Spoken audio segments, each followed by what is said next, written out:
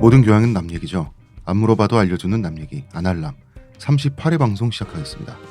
의문의 그녀 시온님, 안녕하세요. 문화평론가 이동규 대표님, 안녕하십니까. 저는 작가 홍대 선입니다. 홍대 성이 아니고요. 오늘 두 분이 제 이름을 여러 번 잘못 발음하실 수도 있습니다. 직장인이라면 월급 도둑질, 학생이라면 공부 방해, 탁월한 효과를 제공하는 방송이고 싶어요. 이 저랑 시기에 마음이 공부하는 학생이 있나요? 그 학원 다니려 아유, 그런 게 공시생도 있더라고요. 죄송합니다.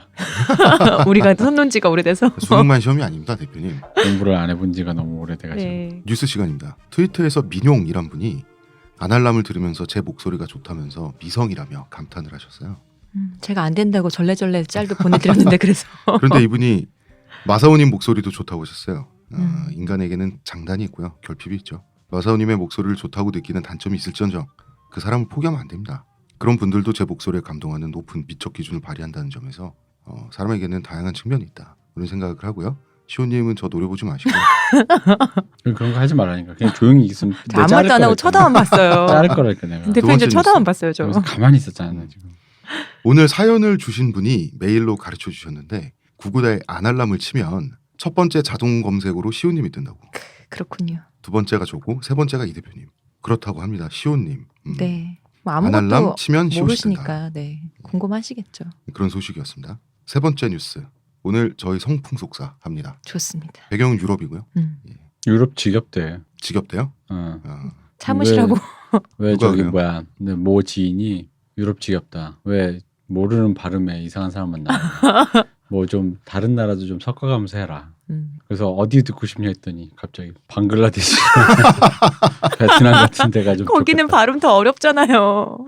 그래서 아니 뭐 이름 되게 어렵잖아요. 뭔가 신선한 걸 듣고 싶은 것 같아. 이번 주 이야기하는 저희 이야기에 네. 방글라데시 사람도 나옵니다. 맞아. 배경은 유럽인데요. 음. 그렇습니다. 빅뉴스. 이 방송을 녹음하고 있는 오늘 시온님 생일입니다. 그렇습니다. 제가 오늘 기뻐진 날입니다. 예, 생일 축하드립니다. 네. 이 생일에 뭐 칙칙한 아저씨 2명이라 이거 뭐 생일에 투잡 뛰고 계신데 기분이 어떠세요? 생일 투혼 이런 것이로구나. 녹음이 끝나면 생일이 지나가죠. 네. 끝나요. 축하드립니다. 인생 이래도 되는가? 인생 뭘까? 저 자신에 대해서 걱정이 앞서네요. 예, 요새. 혼자 고민 많이 하시고요. 네. 생일 잘 보내시고요. 네. 예, 이제 몇 시간 안 남았어요. 저희는 광고 듣고 오겠습니다. 아로니아진, 당신은 누구죠? 뉴 아로니아진이 출시되었으니 먹는 자마다 피로회복과 심찬 하루를 얻으리로다. 정말 먹는 족족 몸에 좋은 건가요? 어찌하여 마음에 의심이 일어나느냐. 먹거라. 그리하여 건강이 너와 함께할지어다. 내가 약은 음침한 골짜기로 지날지라도 항산화 효과가 나와 함께 하심이라. 아멘. 국내 최고 합리화, 최다 판매, 평산네이처 뉴 아로니아진. 근데 네. 겨울에 출산을 하셨으니 힘드셨겠는데 아닌가? 내가 한여름에 태어났거든요. 여름이 더 힘들다 그랬어요. 여름이 힘든가요? 그러니까 딱 제일 힘들 때가요. 5월, 6월 이때래요. 왜냐면 그러니까 몸 풀 때 여름일 때. 아, 그때가 죽음이래요, 진짜. 제가 7월에 태어났거든. 그러니까요. 대표님 7월 14일이었나? 아닌가? 16일이었나? 하여튼 며칠이긴 말하지 해요. 마. 어쨌든 저희 어머니가 그래서 너무 더워서 찬물로 샤워를 했다가 그 뒤로 계속 그런 고생을 얘기 많이 하셨어요. 하잖아요. 이렇게 아이고 그러면서. 근데 우리 아버지랑 서로 어디 아픈지 대결을 했는데 네. 이런 얘기 또 웃기는 나이나 또 나오네. 아버지가 네. 6.25 때 네. 그 젊을 때 끌려갔다가 저희 아버지도 저랑 비슷해요. 그렇게 뭐 음. 무력이 뛰어나신 분이 아닙니다. 근데 갔다가 무력은커녕 체력도. 배틀을 맞았나 봐요. 어. 배틀로 이렇게 엎드려 뻗쳐를 맞았나 예. 그게 이제 평생 아프셨던 거예요. 어. 가끔. 어. 그거 갖고 어머니가 이제 여름에 애를 낳아가지고 내가 너무 더워가지고 내가 방에서만 있을 수가 없어서 내가 찬물로 샤워했는데 그게 평생 아프다 그랬대. 나는 6.25 가서 둘이 뭐 하는 거야. 그 생각이 나는군요. 근데 몸조리 할 때 저는 예전에 들었던 얘기가 진짜 몸조리를 잘 하려고 단속을 열심히 하셨대요. 안 먹고 왜 뜨거운 거 하고 근데 딱 손가락 한 마디가 시리시다는 거예요. 그게 그러니까 왜 목욕물 온도가 됐나 안 됐나 이렇게 진짜? 목욕물 온도를 손가락으로 쟀었는데 딱 고기만 시리다고 본인은 그런 얘기를 하시는 분을 저 거기만 안 풀린 거예요. 거기만 바람이 든 거예요. 신비하다. 진짜 신비해요. 자, 오늘 사연 주신 분께서 필력이 아주 좋으셔가지고 아주 약간의 편집만 거쳤습니다. 너무 재밌어요. 읽어보겠습니다. 안녕하세요. 아날람 진행자 여러분들. 2주 전부터 정주행하고 있는 애청자입니다. 이분 성령 충만을 느껴봐주셨어요. 네. 대선 진리의 이 충만을. 예. 2주 전부터면 그 대선 진리 그거 아직 안 들으셨겠네요. 들으셨지 않을까요? 어떤 에피소드를 먼저 들으셨는지 모르니까. 그런가요? 이분이 아직 우리 그 되게 끔찍한 에피소드가 하나 있잖아요. 네. 그거를 이제 아직 안 심지어 따로 들으셨어요. 빼놓으신. 네. 저는 현재 미국의 유전학 박사과정 중에 있는 유부남이고요. 유전학? 유전학. 과거 진행형 탈모인 헤드빈 탈모드. 이분이 영어를 또 영단어를 하나 만드셨어요. 한국에 있을 때 과도한 스트레스로 쫙쫙 M라인 탈모가 진행되다가 미국에 와서 잠시 속도가 더뎌진 분이라고 하는데 제가 사연을 보내게 된 이유는 망블리즈 편을 듣고 나서입니다. 대표님, 망블리즈는 러블리즈를 뜻하는 거죠? 그렇습니다. 망블리즈 편이라 그러면 안 됩니다. 네. 나의 러블리즈. 그럼요. 나의 러블리즈. 러블리즈를 좋아하는 사람에겐 러블리즈고 대표님은 러버연합 회원이시니까 망블은 이제 러블리즈를 싫어하는 사람들이. 대표님의 전문적이면서도 덕적인 러블리즈 방송을 듣고 저도 찾아 듣게 되었습니다. 윤상 씨의 곡을 그다지 좋아하진 않지만 대표님과 시온님의 말에 귀 얇은 제 마음이 흔들렸고 러블리즈의 팬이 되기로 결심했습니다. 뭐 결심까지 하세요. 그래, 그냥 되는 결심했어. 거지. 그러니까 이게 되게 웃기잖아요. 듣고 나서 좋아 결심 있어. 이게 웃기잖아요. 이렇게 뭐 팬이 되는 게. 러블리즈 노래 보고 결심했겠지.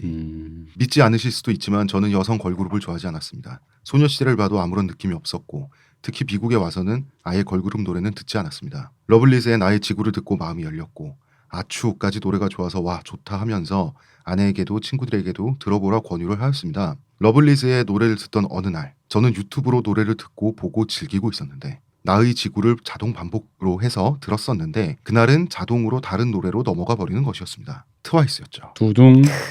사실 트와이스의 존재는 들어서 알고 있었는데 제목도 너무 유치하고 해서 들어본 적은 없었습니다. 왜 뭐 어디가 유치한 거야 제목?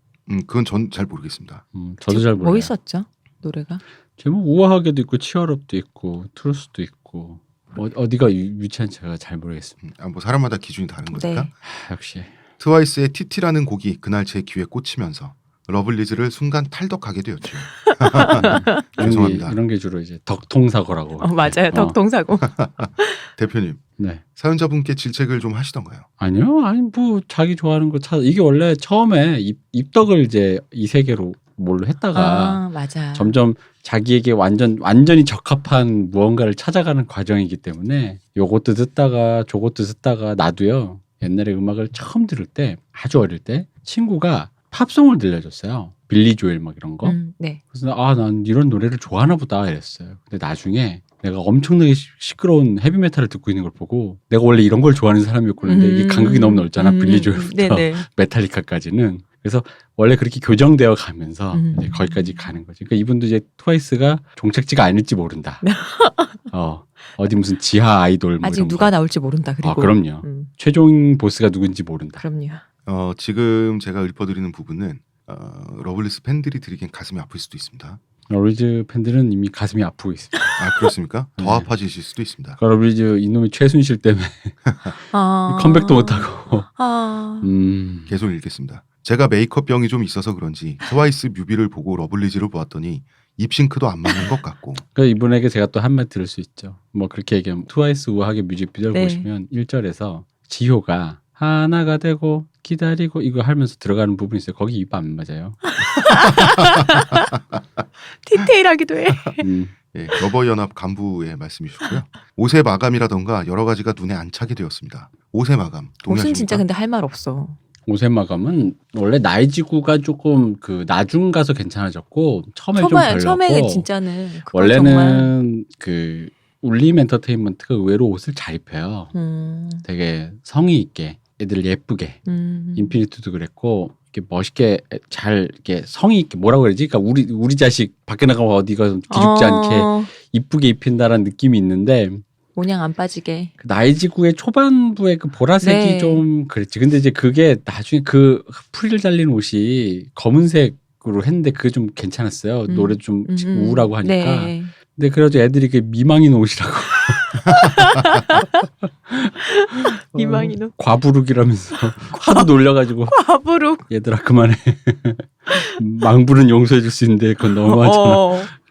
그랬었습니다. 나의 지구는 솔직히 조금 좀 그랬어요. 특히 트와이스의 찌위와 나연 양의 파워는 어마어마했으며 동시에 소녀시대는 이렇게 끝났구나 하는 생각이 들었습니다. 사실 저는 음악에도 관심이 많은데 JYP에서 나온 그룹인데 박진영이 정말 뼈를 깎으며 만든 줄 알았더니 우아하게 치얼업, TT까지 다른 작곡가 분이시더라고요. 이분은 블랙 아이드 필승이라고 옛날 현아 그 노래부터 시작해서 지금 이제 하고 계시는 거죠. 제가 봤을 때 이 TT가 너무 노래가 잘 나와서 함부로 속단하는 건 아니지만 이분의 최고 걸작이 되지 않을까. 노래를 너무 잘 뺐어. 왜냐면은 네. 예전에 G 있잖아요. 소녀시대 네. G. 그게 이트라이브라는 작곡가 팀의 노래거든요. 네. 근데 이트라이브가 진짜 그 G를 듣고 내가 깜짝 놀랐거든요. 노래가 너무 프로듀싱이 잘 돼가지고 특히 9명을 안배하는 그 솜씨하며 네네. 막 코러스 만든 솜씨하며 너무 막 이게 진짜 야 이거 진짜 잘 만들었다 생각했어. 너무 조립을 잘한 거야. 근데 그 다음에 냉면 터뜨렸잖아요. 네. 그러더니 이 사람이 이렇게 냉면이 뭐예요? 그 박명수 씨랑 했던 거. 다 제시카랑 냉면. 그 노래 있잖아. 무한도전 가요제에서 부른 거. 전혀 모르시는 어떻게 냉면도 그것도 모르지? 당신 뭐 하는 사람이야? TV를 전혀 안 보고. 배트 맨날 들었었고 맨날. 아니 TV를 안 보는 건 상관없이 상관없어요. 냉면은 저도 TV 안 봐요. 정말 저기 뭐야 그냥 걸어다니면 그냥. 걸어다니면 나오는 너무 어. 노래가 쉬워서 어쨌든 그 뒤로 이제 달샤벳 이게 하시면서 에, 이렇게 좀, 했는데 사람이 정점이 있더라고. 근데 음. 내가 TT가 왠지 그런 느낌이라서 안 돼. 블랙아이드 필슨 더. 더 멋있는 곡 더 많이 만들어라 네. 응원하는 차원에서 어. 뭐 그렇습니다. 여튼 어마어마했습니다. 반면 너무인가? 그건 JYP던데 별로라고요 저는. 뭐가? 모르겠어요. 이거 그 아이오아이가 이번에 들고 나온 마지막 곡 너무 이게 왜 그러냐면요. 이건 이제 확인되지 않은 사실이에요. 그냥 네. 루머입니다. 네. 일단 팬분들을 위해서 그냥 얘기해드리자면은 트와이스가 곡을 갖고 나올 거 아니에요. 네. 곡을 갖고 나오면은 그걸 이제 블라인드로 이제 한대요. 네, 그러니까 네. 작곡가가 누군지는 얘기 안 하고 그냥 곡을 아. 트는 거야. 트와이스한테 너네가 골라봐 이렇게. 아니 뭐 트와이스보다 같은 이제 기획팀 뭐 프로듀서 다 네네. 고르겠지. 근데 이제 그럼 자기들끼리 누가 좋다 이렇게 투표할 거 아니에요. 네. 근데 이제 우리 JYP가 계속 까이고 있대요. 사장님이 만든 곡이. 그래서 근데 이제 이게 아시겠지만 그분이 자기애가 굉장히 강하신 분이라 그렇죠. 이게 내가 그렇게 되면 어떻게 되겠어? 지금 트와이스가 가장 트렌디한 사람인데 트렌디한 거에서 밀려났잖아. 그럼 내가 다른 뭔가- 애들 거 해야죠. 근데 아이오아이가 왔는데 그 너무를 이제 한 거예요. 근데 딱 봐도 이게 이제 확인되지 않은 겁니다. 네. 그냥 단지 노래풍이 네. 이거 뭔가 트와이스 주려고 만들었다 까였을 것 같은 느낌의 그런 얘기가 있었다. 어디까지나 얘기다. 얘기다. 루머다. 그냥 네. 팬들 사이에서 도는 어떤 그런 JYP가 JYP 내에서 이렇게 따돌린다. 만약에 사실이라면 JYP는 굉장히 슬프겠네요. 그쵸. 그분은 딱 봐도 그 말씀대로 자기애가 굉장히 넘치는 게 보이는 사람이잖아요. 그렇죠. 이거를 이제 민주주의의 승리라고 해야 될지 뭐라고 해야 될지 모르겠는데 어쨌든 뭐 이렇게 트와이스에게는 희극이고 왜냐면 그렇죠. 트와이스 노래 정말 좋아하고 네.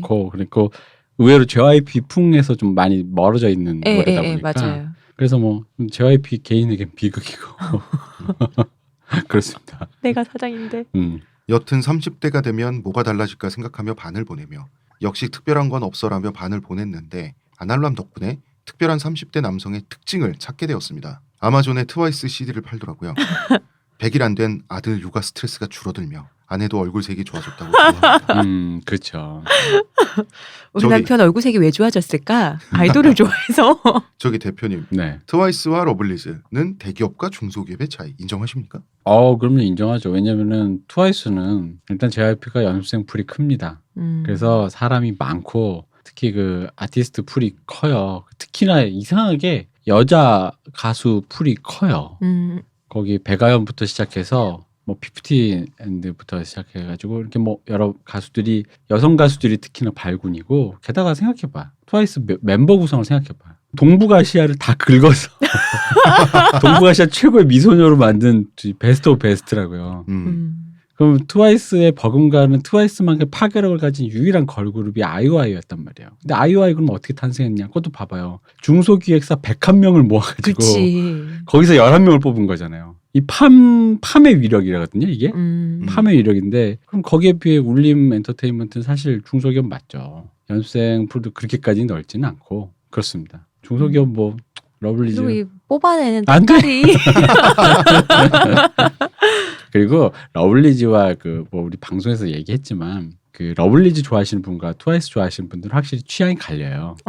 뭐가 있냐면 트와이스가 그때 내겠잖아요. 이게 되게 21세기형 아이돌이라고. 이게 아이돌들은 뭔가 기시감을 주는 거거든요. 예. 뭔가 왜 건축학 결혼의 수지같이 있지도 않았던 어떤 나의 뭔가를 주는 사람들인 거예요. 나는 수지랑 연애해본 적도 없는데 수지 같은 애 만나본 적도 없어. 우리. 왠지 그런 첫사랑이 나한테 있을 것만 같은 어떤 그런 기시감을 주잖아요. 근데 아이돌이 원래 그런 거거든요. 뭔가 왜 흔히 왜 어른들이 삼촌 팬들이 뭐 지켜주고 싶다. 그런 게 뭐냐면은 거짓말. 왜 지켜주고 싶지? 왜냐면 그런 애틋함이 생기거든. 진짜로 그런 애틋함이 생기는데 트와이스는 정말 말 그대로 그냥 현실에 있는 사람 같고. 그러니까 같은 지켜주고 싶다 이런 마음은 드는 건 사실인데 그 뭔가 진짜 저기 있는 어떤 여자애들이야. 근데 러블리즈는 진짜 아까 말했던 그런 기시감. 그래서 내가 보기에 어떤 느낌이냐면 이게 이제 일본에서는 쇼와 아이돌이라고 표현해요. 쇼와 시대 80년대 아이돌을 얘기하는데 그런 기시감 있잖아. 내가 되게 좋았던 그 이제 쇼와 시대가 아무래도 일본 버블 시대니까 그런 좋았던 시절에 그런 뭔가 내가 리즈 시절 전성기 때 나의 뭔가 나의 그것을 전성기와 함께했던 그런 어떤 여성 혹은 남성 상징하는. 그래서 일본에서 카라가 히트쳤던 배경 중에 일본 사람들 특히 중장년층이 카라를 보면서 자기 쇼와돌의 그 이미지를 발견해서 그런 것도 있거든요. 카라는 일본에서 히트를 쳤는데 엄청 쳤다고 그러더라고요. 당연하죠. 멤버 한 명씩 다 빌딩 갖고 있는데 그 뭐 엄청난 거죠. 근데 러블리즈는 약간 그런 까라거든요. 그러니까 뭔가 그런 기시감을 주는 애절한 저 뭔가 어딘가에 내가 있지도 않았던 나의 청춘이 뭔가 자꾸 떠오르는. 그래서 아마 러블리즈 좋아하시는 분과 트와이스를 뭐 다 좋아하시겠지만 굳이 누구를 좋냐라고 뽑으신다면 그런 식으로 갈릴 것이다. 취향이 아마 갈린다. 이렇게. 이분은 제가 봤을 때 과학자시니까 그런 기시감이 현혹되는 사람이 아닌 거야. 저는 유전학 박사 과정 중에 있다고. 유전학을 하시는 것 자체가 아무리 봐도 이 배경이 있지 않으신가. 탈모 때문에. 그리고 이분이 알게 모르게 영향이 미쳤지 않나. 동북아 미소녀의 그 유전학적 골상을 보시는. 골상. 사설이 길었네요. 아날람에서 얘기했으면 하는 주제는 우연과 필연입니다. 진짜 뜬금없지 않아요? 네, 깜짝 놀랐어요. 제가 유튜브에 자동 재생에 의해 러블리즈의 팬에서 트와이스의 광팬으로 넘어간 것은 우연이라고 할 수 있을까요? 아니면 유튜브의 거대한 알고리즘에 의한 필연일까요? 구글 CEO가 누굽니까? 어쨌든 그분의 의도겠죠. 너는 트와이스다. 딱히 종교가 없는 제 인생에서 저를 힘들게 했던 그리고 생각에 빠지게 하는 주제는 우연과 필연입니다. 평소에 운이 좋다는 이 얘기를 듣는데 그 운이 제 노력에 의한 것이 아니라는 생각과 또 반복된다는 보장이 없다는 생각이 든 30대 초반에 장애 수준으로 걱정을 했었습니다. 왜? 굉장히 고민이 많으셨나 봐요. 왜? 그러니까 이게 운이 반복이 안 되니까. 그럼 여기서 내 운이 혹시 닿을지도 모른다. 그러니까 내가 이때까지 했던 게 모든 게 다 운이라면은 앞으로 운이 없으면은 어떻게 될까? 뭐 이런 공포 아닐까요? 그런 공포 같은 거에서 고민한 건가요? 그런 공포도 있고 철학적 고민이겠죠. 그러니까 이것들이 다 무의미한가 이런 것들. 자, 일단 다 읽어볼게요. 네. 아날람 진행자분들의 우연과 필연에 대한 생각과 가치관에 대해 혹은 아무 얘기라도 언젠가 해주시면 재밌을 것 같습니다. 우리가 사는 것이나 인간의 몸과 마음은 마음대로 흘러가는 입자들의 우연한 결과일까요? 어쩌면 잘 설계된 계획인 것일까요? 저는 물질론, 관념론자에 가까운 사람이라 종교를 가지고 싶어도 못 가지는 사람인데 아이가 태어나고 자라는 걸 보니 이 모든 게 정말 분자운동의 무작위성에 의한 우연한 결과일 뿐인가는 의심이 드네요. 전 여기서 이분 배운 분이다 느꼈습니다. 분자운동의 무작위성에 의한 우연한 너무 유려해. 그 이분 공돌이. 우리가 상대하기 진짜 어려운 과학자잖아요. 공돌이셔. 이분 네. 과학자시니까. 그러니까 우리 같은 문돌이들이 만나는 순간 이렇게 얼굴이 하얘지는 사람, 종류의 사람이란 말이에요. 저는 유전학 박사과정 중에 있습니다. 모든 생물학적 결과와 진행은 과학적이며 논리적으로 설명될 수 있다는 것이 저의 기본 베이스입니다. 그렇겠죠? 네, 뭐. 그래야죠. 그리고 그냥 여러분들의 생각이 듣고 싶고 팟캐스트 덕분에 간만에 생각도 해보고 이렇게 글도 남겨보게 되었습니다. 수고하시고 감사드립니다. 이렇게 메일을 보내주셨는데 저희야말로 감사드립니다. 큰 우리가 웃음 주셨어요. 우리가 함부로 말할 수 있나 이거? 일단 메이크업병에 빠지셨다는 그게 너무 웃겨요. JYP라는 메이크업. 메이크업병이 있어서 그랬는데 너무 웃긴 거예요. 그리고 네. 와이프도 아내분께서 얼굴이 환해졌다고 한다며. 러블리즈는 보세도 아니고 죄송합니다. 러버연합 여러분. 괜찮습니다. 이미 이런 거 익숙해. 대표님 표정 봐. 음. 눈빛은 안 익숙하신 것 같은데. 저기 그렇죠. 대표님 네. 러블리즈는 실력이나 매력에 비해서 운이 없는 편이에요? 그죠. 이건 좀 그걸 운이라고 표현해야 될지 잘 모르겠어요. 근데 솔직히 아니, 근데 러블리즈 팬들이 공통적으로 하는 말이 러블리즈는 정말 때가 안 맞는다. 때가 안 맞긴 했지. 때도 이런 안 얘기 되게 많이 해요. 맞았고 그 뭔가 이게 그러니까 기회라는 게 좀 있어야 되거든요. 그러니까 예를 들어 트와이스나 아이오아이의 공통점은 뭐냐면은 둘 다 오디션 프로를 했단 말이에요. 하는 16 프로듀서 원은 그러니까 어떤 그런 사람들이 노출돼서 그 사람들이 캐릭터를 익히고 애정을 받을 수 있는 그런 기회를 시간이 있었던 거죠. 했다는 거지. 근데 중소기획사 입장에서 그냥 바로 걸그룹을 런칭했던 입장에서 당연히 그런 기회가 그렇죠. 없고 얼굴을 익히거나 캐릭터를 익히기가. 거기다가 기타 등등 뭐 하여간 그렇습니다. 트와이스도 엄밀히 말하면은 우여곡절이 많았어요. 그 원래는 그 전신이 식스믹스인가 맞나? 그거였거든요. 근데 그때 이제 세월호 사건 때문에 이게 이제 안 된 거야. 근데 연습생들도 이제 이게 다 안 되고 하니까 이제 그러다가 또 다른 연습생이랑 또 뭘 해보려다 안 되고 해가지고 그 이제 그 사실 그 16이라는 프로가 일종의 궁여직책 같은 느낌이 좀 있었던 거거든요. 왜냐면은 그 아이돌들이라는 게 특히 여성 아이돌은 이게 나이가 이게 큰 그렇죠. 변수거든요. 네. 기본 7년 계약인데 7년 안에 갑자기 30 넘어버리면 근데 7년이라는 게 꽤 긴 기간이잖아요. 근데 사실 2집 3집하고 눈도장 받고 그렇게 했는데 한 30 훌쩍 넘어가 버리면 지금 산다라박처럼 그러면은 애매한 거예요. 본인도 좀 객적잖아 사실. 아이돌인데. 그리고 우리가 아직 물론 이제 가능은 한데 우리나라에서 아직까지 그런 시장을 확실하게 열어제끼신 분이 잘 없다는 거지. 중간에 어쨌든 간에 배우를 하든가 해서 이렇게 롤모델을 체인지하는 건 있어도 30대인데 아이돌이다라고 하는 게 뭐 나르샤도 있고 있었긴 했지만 그러니까 그게 보편적으로 이제 코스다. 사람들이 눈에 있고 뭐 아이돌이 30년 아이돌하는 게 뭐가 어때라는 느낌은 특히 여성 아이돌에겐 잘 없거든요. 남성은 뭐 신화도 있고 한데 신화도 있고. 근데 뭐 그러다 보니까 아무래도 뭐 하여간 하려는 얘기는 이게 아니고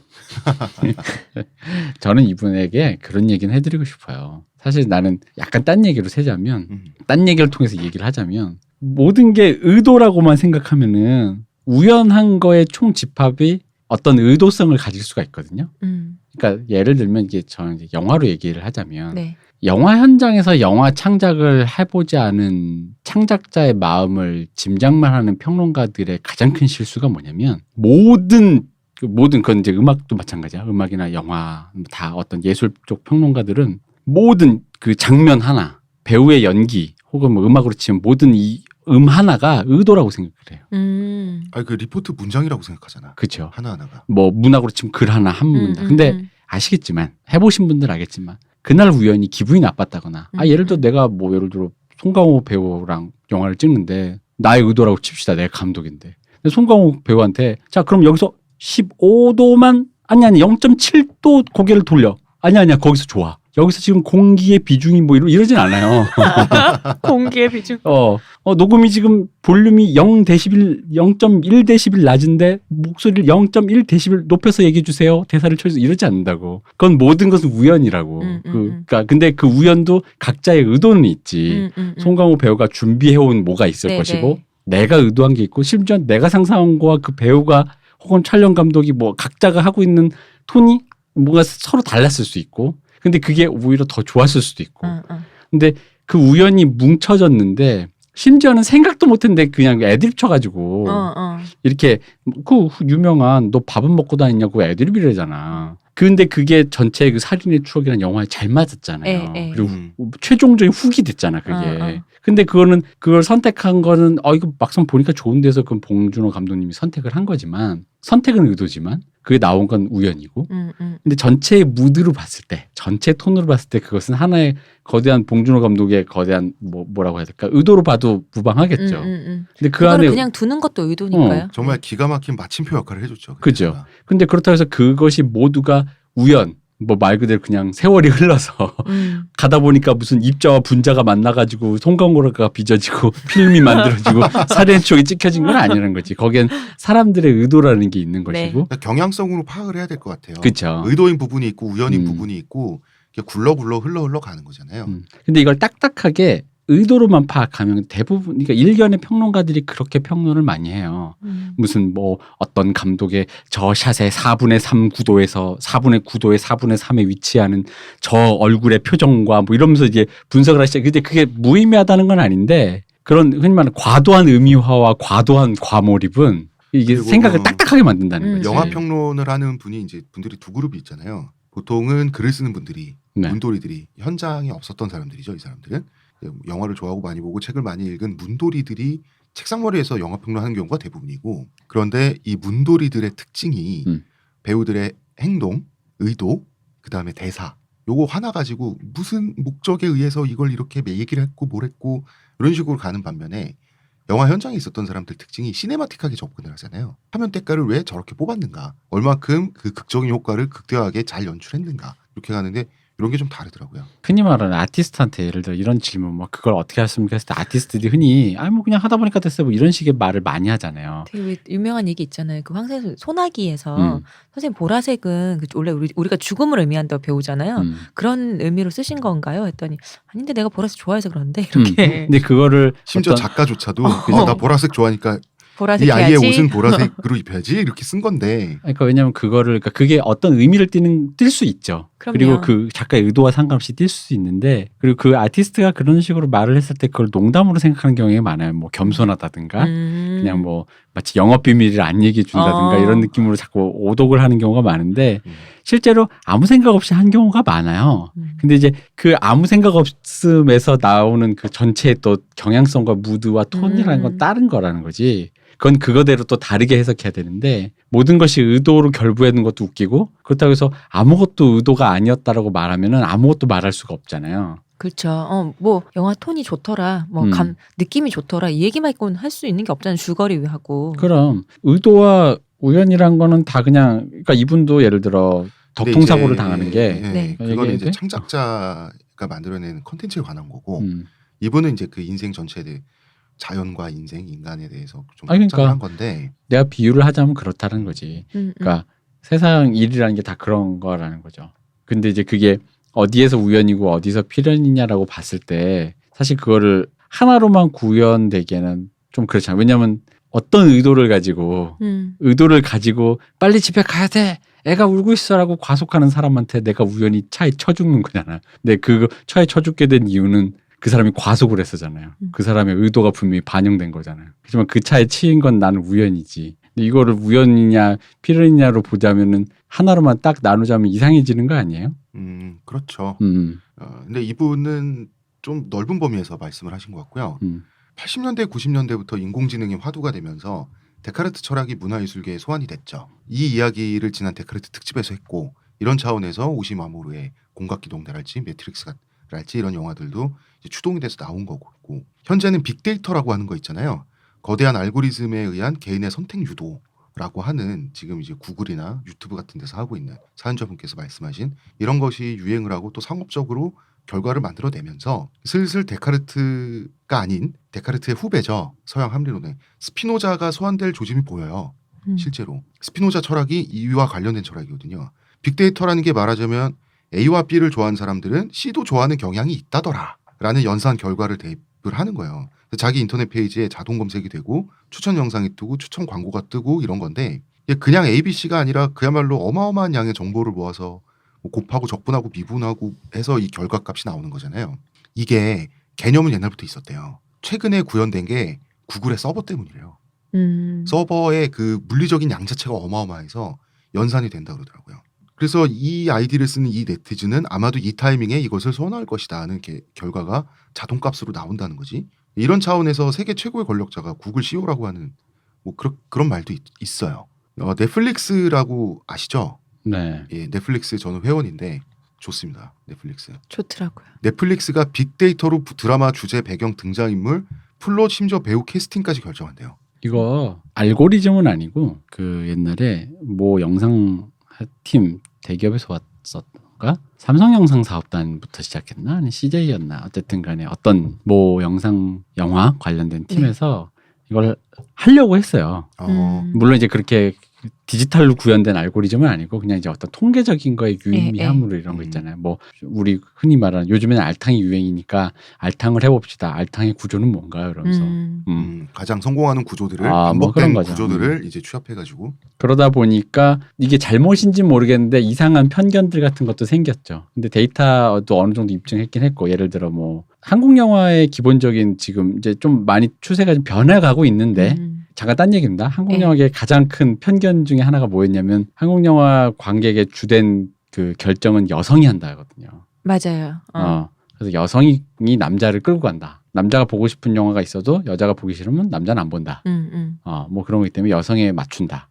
뭐 그런 얘기도 있고 그래서 뭐 여성이 주인공인 건 드라마로 충분히 보기 때문에 남성 주인공을 보고 싶어 한다. 그래서 남성 주인공들이 주로 히트를 많이 친다. 그런 영화를 알탕 영화라고 한다. 뭐 알탕이 아니더라도 그러니까 주인공이 남성인 뭐 그런 류의 것들이 막 나왔었죠. 그래서 그런 걸 갖고 그게 이제 옛날에는 일종의 데이터가 없으니까 편견이었는데 혹은 그냥 뭐라 그러지 경향성? 그냥 그런 것 같더라라는 경향성인데 이제는 이게 이런 식으로 데이터가 나온다는 거죠. 그러니까 넷플릭스가 일부러 인간의 개입 없이 빅데이터의 명령에 따라서 명령이라기보다는 더 정확하게는 연상 결과 정도가 되겠죠. 따라서 작품을 기획해서 제작을 하고 릴리즈를 하는 실험을 하고 있는데 결과적으로 다 호평받고 있거든요. 상업적인 성공을 거두고 있고 자 제가 스피노자를 말씀을 드렸는데 스피노자의 철학이란 거는 간단히 말해서 나의 지금 이 선택은 정해진 것인가. 예를 들면 철학의 흔한 화두 중에 지금 이런 거예요. 내가 지금 아무 생각 없이 산책을 하고 있어요. 왼쪽으로 갈까 오른쪽으로 갈까 고민을 하는데 나는 왼쪽으로 갔단 말이에요. 그런데 왼쪽에 있는 그 수풀이나 이런 거에 낙엽 색깔이 내 마음에 들었다 이거예요. 그럼 그 이유는 어릴 때의 경험이 또 소환될 수 있잖아요. 나 행복했던 어린 시절에 그 벽지 색깔이 저 낙엽의 색깔과 비슷했다는 둥. 근데 그러면은 그거는 또 어머니가 선택한 거잖아요. 그런 나의 기질은 부모님이 제공한 가정 환경의 영향을 받은 거고 그 가정이 생겨나려면 부모님이 만나야 되죠. 저 같은 경우는 외가가 이북에서 내려온 집안이거든요. 그럼 또 유교가 일어나야 돼요. 이런 식으로 끝까지 가면 단군, 만검 거쳐가지고 빅뱅까지 가요. 빅데이터가 바로 이 철학적 질문을 사실 건드리고 있어요. 이거를 인과관계로 역산하면 나는 그러한 선택을 이미 하기로 정해졌다는 대표적인 철학의 화두가 나오게 되거든요. 인간에게는 아무리 그래도 자유의지란 게 있지 않은가라고 하잖아요. 여기에 대해서 스피노자가 이런 식으로 얘기를 합니다. 돌을 던지면 포물선을 그리며 날아가다가 떨어지죠. 돌이 만약에 생각을 할 줄 안다면 스피노자 왈 자신은 자유의지로 지금 하늘을 날아가고 있다고 믿을 것 이런 말을 하거든요. 근데 뭐 자유의지라는 말은 이미 저기 뭐야 이 생물학 유전학 때 이미 거의 어느 정도는 파회된 개념 아니에요? 어느 정도는 파회됐는데 이때는 파회되기 전이잖아요. 자유의지라는 거 사실 뭐 이게 정말 자유의지인가? 정말 아니다. 자유의지인가?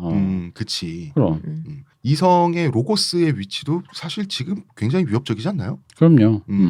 일단 스피노자 이분 풍성적 유태인입니다. 또 이분은 네덜란드 유태인입니다. 일단 스피노자의 삶과 철학을 소개해드리겠다는 약속을 드리면서요. 이 철학에 따르면 우연한 것이어도 필연이어도 모든 인생사가 허무해요. 사실은. 예를 들어서 세상 만사 모든 인생사 뭐 자연이 이렇게 돌아가는 거 갑자기 천둥이 치고 하는 거 있잖아요. 이게 말 그대로 그냥 다 우연한 것이라면 목적성이 없죠. 그럼 맹목적이 되잖아요. 인간의 삶이라고 하는 게 허무한 게 되고 말씀하신 그대로 사연자분께서 입자들의 흐름에 불과하게 되는 건데 스피노자식으로 필연이라고 보면 자유의지는 착각이죠. 역시 목적성이 없어요. 다 허무해져요. 근데 이것을 스피노자는 사실은 해결을 합니다. 나투라다, 나투란스라는 개념으로 해결하는데 하나는 능산적 자유란 뜻이고 하나는 소산적 자유란 뜻입니다. 이거는 저희가 다음에 스피노자 철학 특집을 하면서 설명해 드릴게요. 우리가 데카르트도 했으니까 스피노자도 소개를 해드리는 걸로 하고요. 지금 여기서 할 말은 아닌 것 같습니다. 개인적으로 저 같은 경우는 대학생 때 이기적 유전자라는 책 있죠. 네. 리처드 도킨스의 네. 이걸 읽고 비슷한 허무감에 빠진 적이 있었어요. 이 모든 것이 우리가 뭐 추구해야 된다고 말하는 이성적 가치랄지 인간의 목적주의, 목적성이랄지 하는 게 사실은 이것도 우연이잖아. 유전자의 그 종선택이라고 하는 거는 유전자 생존의 결과란 말인가. 이 물질계에 일어나는 이런 고민을 굉장히 많이 했었는데 뭔가 굉장히 허무해지면서 좀 많이 충격을 받았거든요. 근데 뭐 시간이 해결해 줬습니다. 어떻게 어떡해요? 시간을 어떻게? 왜냐하면 사실 그렇잖아요. 이런 얘기 해도 되나? 뭔지 알아야죠. 그 여성분들과 이제 그 맨날 하던 얘기잖아요. 섹스를 하면서 그 동침을 하는 생활에 좀 이렇게 열중을 했던 침이 더 이상해 왠지. 뭐 그랬던 적이 있는데 생각해 보니까 그렇잖아요. 이성이 있을 수도 있고 없을 수도 있고 무엇을 가지고 우리가 이성이라고 지칭하느냐 이런 여러 가지 문제도 있고 사실 지금 내가 하고 있는 이런 행동들이 그 여성과 어떻게 한번 잡으려고 뭐 이렇게 플러팅을 하고 하는 모든 행동들은 사실은 유전자의 명령을 받는 건 사실이잖아요. 아니에요. 아니에요? 유독 심하게 받으셨잖아요. 그러니까 그러니까 인간의 성욕과 아닌 것 같아. 나의 의지야. 이성에 대한 자, 이거야말로 자유의지야. 그렇지. 그런데 그거에 대해서 내가 그 뭐 연애를 하고 데이트를 하고 뭐 어떤 말로 꼬시고 하는 혹은 내가 좀 바보 같은 말을 해서 실수를 해서 따귀를 맞는다든지 하는 것은 그건 또 의도가 들어간 거잖아요. 그러니까 아까 대표님 하신 말씀하고 비슷한 것 같아요. 의도성과 우연성이라고 하는 게 뒤섞여서 어느 방향으로 나아가는 그런 에너지가 저는 있다고 좀 생각을 하고 스피노자는 왜 인간이 자유의지라는 개념이나 뭐 이런 거 있잖아요. 인간만이 가지고 있는 이성이랄지 만물의 영장 같은 개념에 인간이 왜 목을 매는지 알 수 없다는 식으로 논리를 전개해요. 왜냐면은 나는 알 것 같아. 그런 거를 자기의 어떤 존엄성과 관련해서 연결해서 생각하시는 분들이 많아요.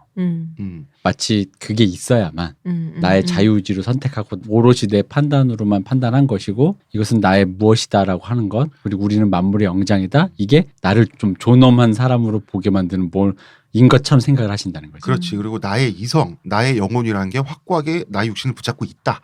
라고 하는 그런 믿음 같은 거 말이죠. 그렇죠. 사실 스피노자의 생각처럼 사실 별 생각 없거든 그거. 사실 별 상관없어요 사실. 그리고 스피노자가 제시한 목표는 그냥 다 됐다. 다 됐고 행복하게 사는 것. 이 사람이 제시하는 행복하게 사는 것은 집착을 버리고 인생의 삶과 그 즐거움과 행복을 관조하고 최대한 그 안에서 평온함을 느끼라는 거거든요. 이분 굉장히 조금 동양적이죠. 이 스피노자 철학과 훗날에 불교 철학이 유럽에 들어오면서 이제 스피노자와 결합이 돼가지고 쇼펜하우어 뭐 이런 사람들이 생겨나거든요. 그러니까 이름이 스피노자잖아. 그래서 스피노자라는 방금 그 말씀이죠. 네. 철학과에서 하는 말이에요. 그러니까 난 그런 농담이 당연히 있겠지. 이게 얼마나 유치합니까? 딱 대학교 1학년 애들이 학과 들어오자마자 바로 할 만한 농담이잖아요. 우리 때는 영화과에서 무슨 농담인지 알아요? 이거 비슷한 농담으로. 뭔데요? 영화과에서 예술영화 공부하면 동부 유럽 감독님들이 많이 이름이 나와요. 근데 다 이분들이 무슨 스키 아니라 다 스키 부대야. 맞아. 타르코프스키, 뭐 키에슬롭스키, 뭐 이러면서 뭐 이런 아주 유치한. 스키 부대. 어디나 역시 똑같구만. 인간의 목적이라는 게 없어요. 다 이래. 어디 여기에 이성이 있고 그래. 트와이스가 좋다면 즐기시면 될 것 같습니다. 러블리즈는 또다시 1패를 추가하시고요. 러블리즈 콘서트 합니다. 그래요? 언제요? 단독 콘서트 한다 그랬죠. 네, 러블리즈 콘서트 많이 가주세요. 대표님 가세요? 저는 메탈리카에 돈을 썼기 때문에 아저씨를 보기 위해 소녀를 포기하다니 이런 기괴한 이게 바로 인간의 이성이 제대로 작동하지 않는다는 이게 바로 이겁니다. 이게 어떤 점에서 이성이 작동해서 그런 거 아니에요? 아닙니다. 이성이 작동이 안 하는 거죠. 이성적으로 생각해봐요. 아니 이성적으로 러블리즈는 다음에도 하지만 메탈리카는 한 번 오기 힘들잖아요. 과연 그러니까 그럴까? 이것이 이성적인 거 아닌가요? 과연 그럴까? 러블리즈 나 지금 위기를 느끼고 있는데 이게 끝이지 않을까.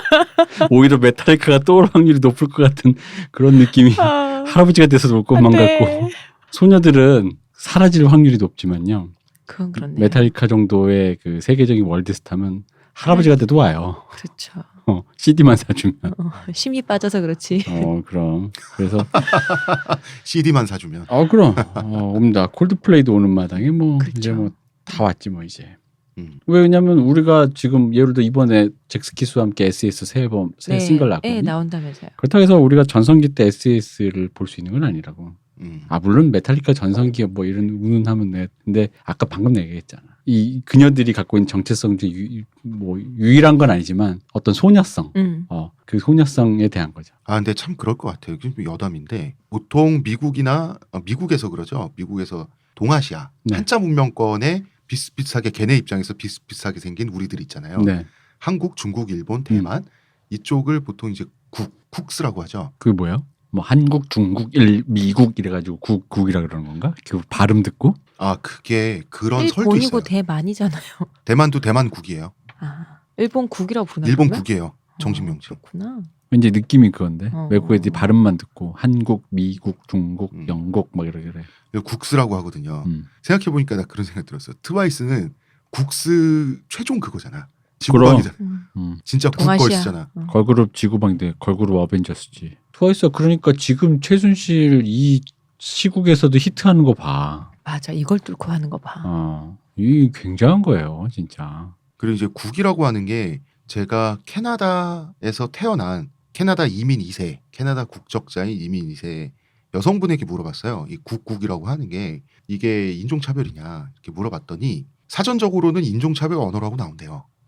어쨌든 이게 슬랭이니까. 그런데 실제로는 같이 중립적이래요. 욕도 칭찬도 아니래요. 그냥 하는 말이래요.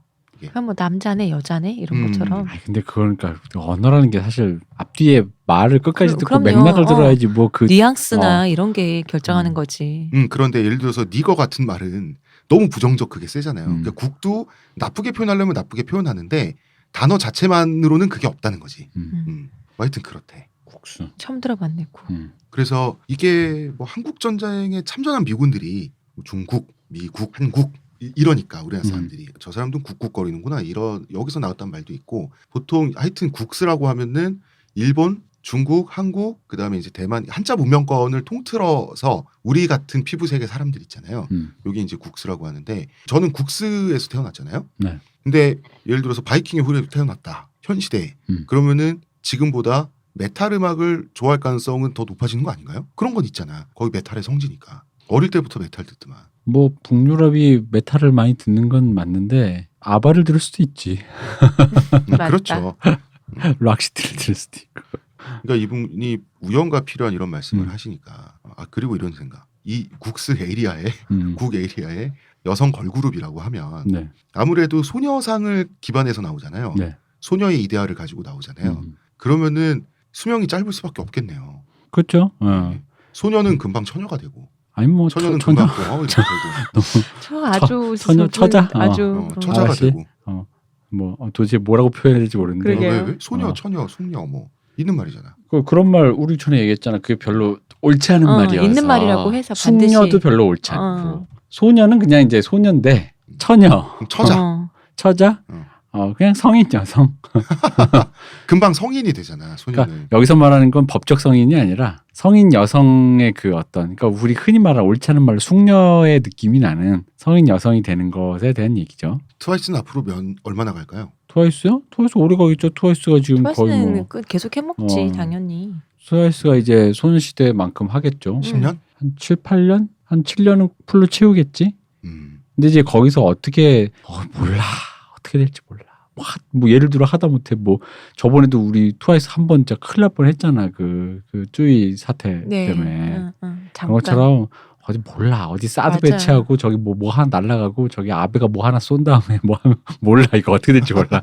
이 한중일 연합이라는 거는요. 맞아. 이거는 그만큼 살얼음판이야. 살얼음판이에요. 이거는 사실 무슨 일이 폭병이 생길지도 모르고 게다가 지금 이제 한한령이라고 실제로는 존재하진 않지만 어쨌든 대중국 시장에서 지금 한국에 이미 그 얘기 계속 나오고 있잖아요. 한국의 한류를 어느 정도 제한하려는 그런 움직임들이 있는데 뭐 거기에 비춰서 트와이스가 지금의 소녀시대만큼 어떤 그 시장의 파이를 못 가져갈 수도 있어요. 그냥 이제 흔히 말하는 그 루키 시절의 조성민 같은 거지. 근데 뭐 지금 한중일 대만 통틀어서 탑 아니에요? 아니 탑인데 그러니까 조성민과 박찬호 생각해봐요. 아무리 탑이라도 중국 그러니까 정부에서 어느 못 시절에 나오게 하면 탑이냐가. 그렇지. 그것도 그 당시엔 조성민이 최고였죠. 음. 근데 결국 어떻게 됐어요. 그러니까 모르는 거지. 특히 연예계는 작은 거 하나가 불씨돼서 풍파로 맞아. 이어지는 곳이라 뭐 어떻게 될지 모릅니다. 알겠습니다. 뭐 이제 슬슬 사연풀이 시간 정리하겠습니다. 사연자분 너무 번뇌하지 마시고요. 아니, 라고 우리 제가 무슨 얘기한 거야? 우리 우연과 필연 얘기하다가 우연과 필연에다 저희가 걸그룹 얘기만 다 실컷하고. 뒤섞였어. 예. 이런 얘기를 하던 것이 너무 필연일까요? 번뇌하지 말라는 말씀을 드리려고 하다가 생각해 보니까 번뇌하면 안 되나요? 번뇌도 사실 거기 번뇌의 고통만 있는 건 아니에요. 번뇌도 즐겁고 번뇌하는 게 사실 여유예요. 그것도 계속 생각을 하는 것도 사실 그게 사람을 어떤 좀 사람의 생각이나 이런 걸 더 여롭고 고급스럽게 만들거든. 그런 철학적 고민들이. 근데 그것도 사실 스피노자가 말하는 관조의 하나거든요. 그럼 번뇌하는 나 자신을 그냥 내버려 두는 것? 뭐 이분은 번뇌하시면서? 안 하시겠지만 아까 얘기했듯이 아마 이분은 충분히 고민을 많이 해서 이제는 네. 안 하고 그냥 그 자체에 고민하시는 게 재미있으셔서 하시는 것 같은데 아까도 얘기했지만 우연과 필연이나 하다 보면 빠지는 그 함정들 이게 나의 존엄을 해치는 것 같고 뭐야 이게 다 계획된 거였어? 혹은 아무것도 아니었어? 둘 다 마찬가지잖아요. 그러니까 그런 거에만 안 빠지면 좋을 것 같아요. 그리고 이제 철학적인 질문들은 나중에 아마도 이제 내년이 아마도가 아니구나. 내년인데 저희가 바리흐 스피노자 삶과 철학을 얘기하면서 풀어볼 기회가 있을 것 같고요. 오늘 사연풀이는 여기까지 수다를 떨면서 하게 됐습니다. 여기까지 하고요. 저희는 오늘 성풍속사 시간이 돌아왔으므로 성적인 이야기를 이제부터 해보도록 하겠습니다. 여러분, 오늘 성풍속사 주인공은 프랑스 역사상 가장 게으른 왕 루이 15세 방글라데시 성풍세죠. 그리고 그가 사랑한 두 여인의 이야기입니다. 먼저 자, 정부라는 개념에 대해서는 우리가 저번에 27회 방송 때 할 만큼 했어요. 네. 메띠레 쌍티트르. 정부, 메띠레 쌍티트르를 이야기하는 순간 가장 먼저 이름이 나오는 그분. 프랑스 역사상 가장 부지런한 정부였죠. 유럽에서 모든 정부의 이데아였습니다. 마담 뽕파두르. 뽕파두르. 뽕파두르 후작 부인. 이게 내가 나이를 먹었나 봐. 네. 나도 이게 후지다는 걸 알면서도 순간적으로 드립을 치고 싶은 거야. 막. 치세요. 뭘로요? 아저씨의 개그가 이래서 나오는 거구나라는 걸 최근 이해하고 있어요. 급격하게. 그러니까 뭔가 기회만 있으면 근데 내 스스로도 저쪽 아까 우리 이성 이런 얘기 했잖아요. 네. 이성과 본능. 이성적으로 이걸 알고 있어. 이건 정말 후진 얘기야. 근데 하지만 하고 싶어. 너무 하고 싶은 거야. 하고 하라니까. 사람들이 비웃는 걸 즐겨. 나는 너무 재밌어. 무슨 하지만- 드립이 치고 싶었어요? 아니야. 나는 그런 사람이 아닙니다. 내가 이 정도도 못 참으면 나 담배도 끊는 사람인데. 아이돌이 성장기 전체를 연습생으로 보낸다면 당연히 실력은 상당하겠죠. 그런데 그렇게 단련되면 춤, 노래 같은 굵직한 기술뿐 아니라 웃는 법이랄지 행동거지랄지 이런 것까지도 간접적으로나 직접적으로나 교육을 받게 되잖아요. 그럼 대표님, 이게 나중에는 이 사람의 품성까지 영향을 미치거나 정해버릴 수도 있는 거잖아요. 아니 뭐 그렇죠. 이거 굳이 이렇게 얘기 안 해도 뭐 그냥 가정 환경이지 뭐. 맞아. 성장 환경. 그게 내가 되는 거니까. 그리고 그때 그 얘기도 했잖아. 홍 작가가 타인의 욕망을 욕망하게 된다고. 그럼 그렇게도 근데 그게 그 타인이 우연에 의해서 내가 태어난 가정이나 시대상이나 사회에 따라서 그 내가 만나게 될 그 타인이 누구냐에 따라 달라지겠죠.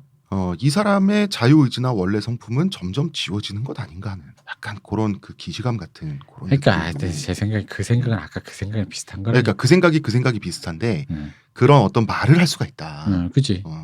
사연자분께서 이제 전해주신 삶에 대한 질문하고도 뽕파두르 부인의 삶이 맞아 떨어지는 부분이 있습니다. 원래 뽕파두르 부인 이야기는 지난 27회 방송 때 하려고 했지만 이분은 또 메티레 상티트르 그 자체고요. 루이 15세도 인생을 워낙 거하게 놀다가 가신 분이라 가지고 그렇습니다. 그래서 아예 하나의 그 회로 저희가 뺐습니다. 먼저 루이 15세부터 이 사람은 루이 14세의 다음 왕이죠. 네. 바로 다음 왕입니다. 태양왕 루이 14세. 그런데 아들이 아니라 증손자였습니다. 손자도 아니고. 이분이 1710년에 태어났는데요. 원래는 왕이 될 수가 없는 사람이었어요. 태양왕 루이 14세가 서거하기 전에 프랑스 왕실에 천연두가 돌아요. 먼저 할아버지이자 루이 14세의 왕세자죠. 그랑 도팽 루이가 천연두로 죽어요. 그 다음에는 아버지인 뿌띠 도팽 루이가 죽습니다. 그리고 그 다음에는 어머니가 천연두로 돌아가셔요. 그리고 나서 아장아장 걸을 때쯤에 형과 함께 역시 천연두에 걸립니다. 어린 두 형제가. 원래 형이 있으니까 왕이 될 사람은 아니죠. 그런데 둘 다 천연두에 걸렸는데 형부터 치료를 받아요. 어떤 치료를 받냐 하면 사열 치료라는 좀 아스트랄한 치료를 받았습니다. 사열 치료는 피를 빼는 거예요. 당시 유럽 의술이 좀 신기했는데 유럽 사람들은 몸이 아프면 피에 나쁜 것이 고여 있어서 아프고 있다라고 판단을 했던 거예요. 그러면은 피를 빼면 새 피가 생성되면서 리뉴얼되지 않냐 몸이 이런 생각을 했던 거예요. 그럼 사열이라는 게 뭐 우리 한방에서도 민간요법에서 피 빼고 막 이런 거 있잖아요. 손가락 따고 네. 그 정도가 아니라요. 5리터 정도를 뽑았다 그래요. 10살도 안 된 애의 몸에서 5리터를 뽑아요. 그래서 루이 15세의 형은 급성 빈혈로 세상을 냅니다. 이거 웃어야 될지. 그러게요. 이거 모피하자고 뭐 만다더니 진짜. 그러면은 지금 그 왕이 돼야 될 사람이 급성 빈혈로 세상을 떴으니 빨리 왕의 동생이라도 구해야 이 꼬마애를 왕으로 앉힐 거 아니에요. 그런데 루이 형제를 키우던 유모가 있었어요.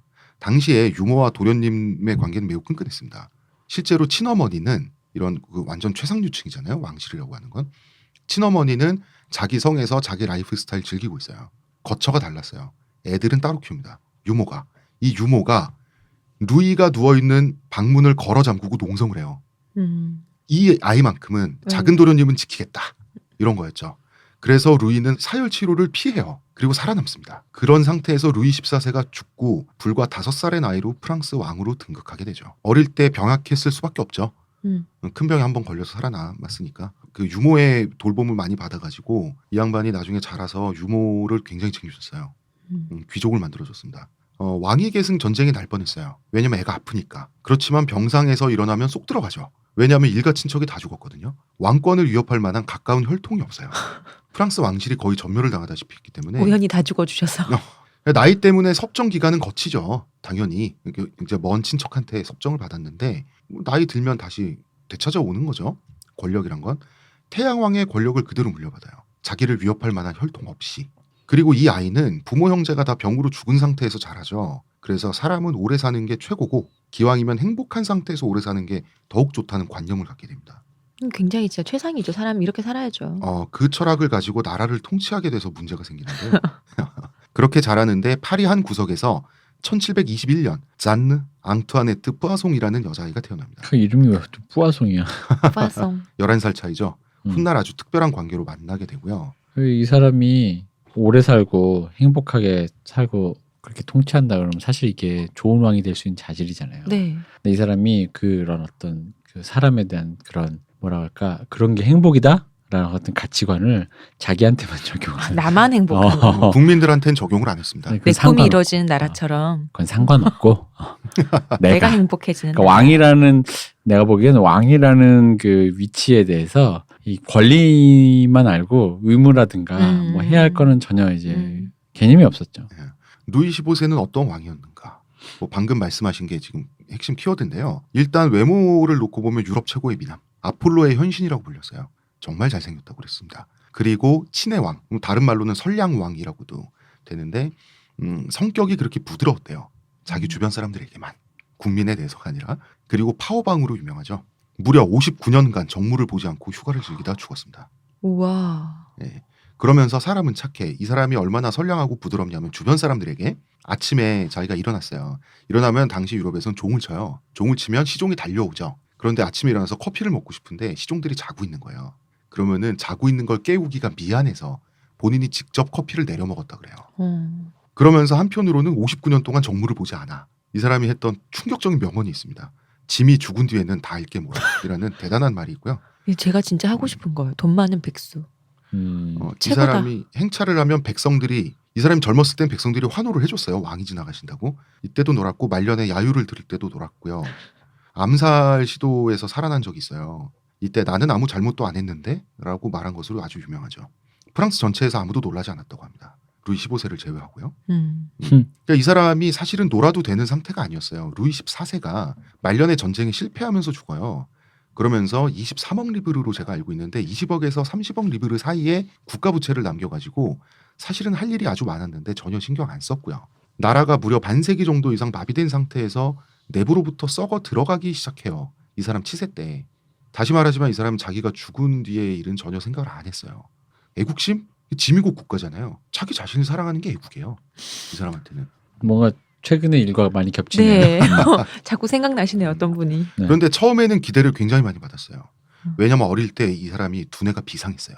자, 이 무소불위의 왕인데 어려요. 도련님 중에 도련님인데도 아랫사람들한테 친절했어요. 타고난 성품 자체는 좋은 그 아이였던 거예요. 아파서 누워있으면 돌보는 사람들한테 자기 때문에 여러분들이 고생한다고 이 어린애가 눈물을 흘려줄 정도의 그런 성품을 보였던 거예요. 그 다음에 머리는 그 비상해. 보너스로 외모는 미남이야. 그야말로 성군이 태어났다고 엄청난 기대를 모았어요. 프랑스 내부에서. 그리고 외국에서는 어떤 얘기까지 있었냐면 뭐 이탈리아 이런 나라죠. 외국에서는 앞으로 프랑스를 조심해야 된다. 저 소년이 장성한다면 프랑스는 지금과는 달라질 것이다. 나쁜 쪽으로 달라졌습니다. 결과적으로. 우리랑 참 비슷하네. 네. 저 아이가 장성하면 한국이 달라질 것이다. 효도하면서. 왜냐하면 성격이 부드러운 것과 성실함은 별개죠. 그럼요.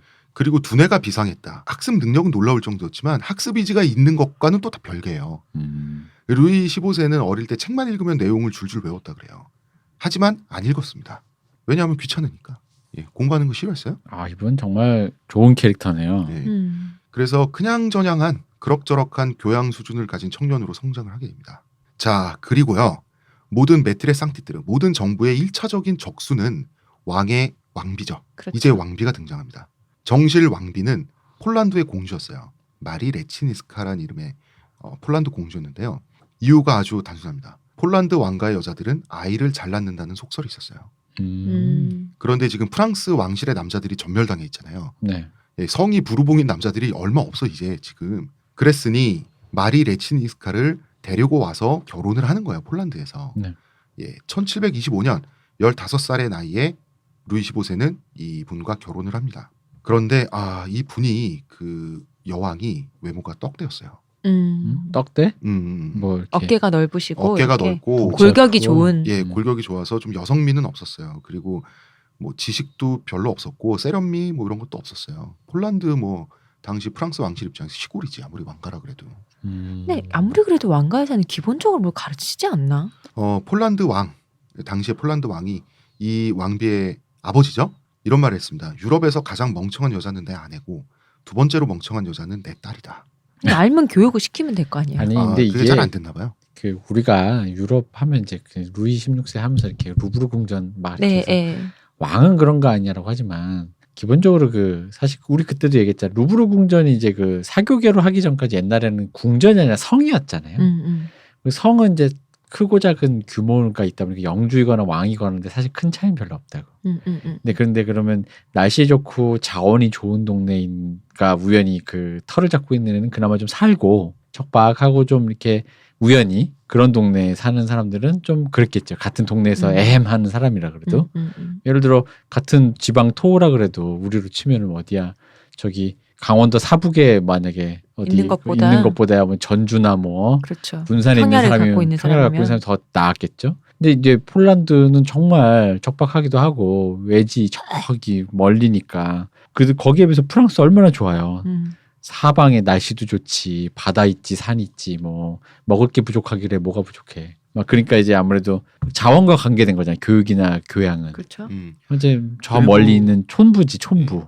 당시 지식과 패션의 중심은 파리였고 그 파리의 최고의 중심이 루브르레네 베르사유 궁전이었는데 폴란드에서 왔다 아무리 왕비라고 해도 좀 그렇죠. 그리고 여성적 매력도 없고 루이 15세는 굉장히 실망했습니다. 그러면은 보통 바람을 피게 되잖아요. 네. 그럼 자기가 왕인데 뭐 얼마든지 바람 필 수 있지만 이 사람 별명이 친의 왕이잖아. 왕비한테 미안하잖아. 왕비한테 미안하다는 이유로 8년을 참아요. 그러면서 성이 부르봉인 남자들은 많이 태어납니다. 10명의 자식을 생산을 하거든요. 그러니까 당시에는 생산이라고 표현했습니다. 그러니까 그 폴란드 왕가 여자들은 아이를 잘 낳는다는 속설은 맞았던 거지. 이 경우에. 8년을 참다가 루이 15세는 한 번 바람을 피게 되자마자 미친 듯이 외도를 합니다. 외도의 초년 생활을 귀족 집안의 세 자매와 차례로 관계를 가지면서 그중 맏언니를 첫 번째 정부로 삼아요. 공식 정부, 메띠레 상티뜨르죠. 그렇지만은 귀족 정부들은 여왕 마리를 너무 심하게 조롱했어요. 그렇잖아. 마리가 폴란드 출신에 말하자면 이런 말하면 죄송하지만 이 사람들 입장에서 촌년이란 말이야. 근데 왕비라서 어쨌든 존중은 해줘야 돼. 그러니까 이제 뒤에서 뒷말 해가지고 왜 소녀들의 심리학에 나온 왕따 시키는 그런 걸 했어요. 쪽지 돌리고 그랬구나 애들 또.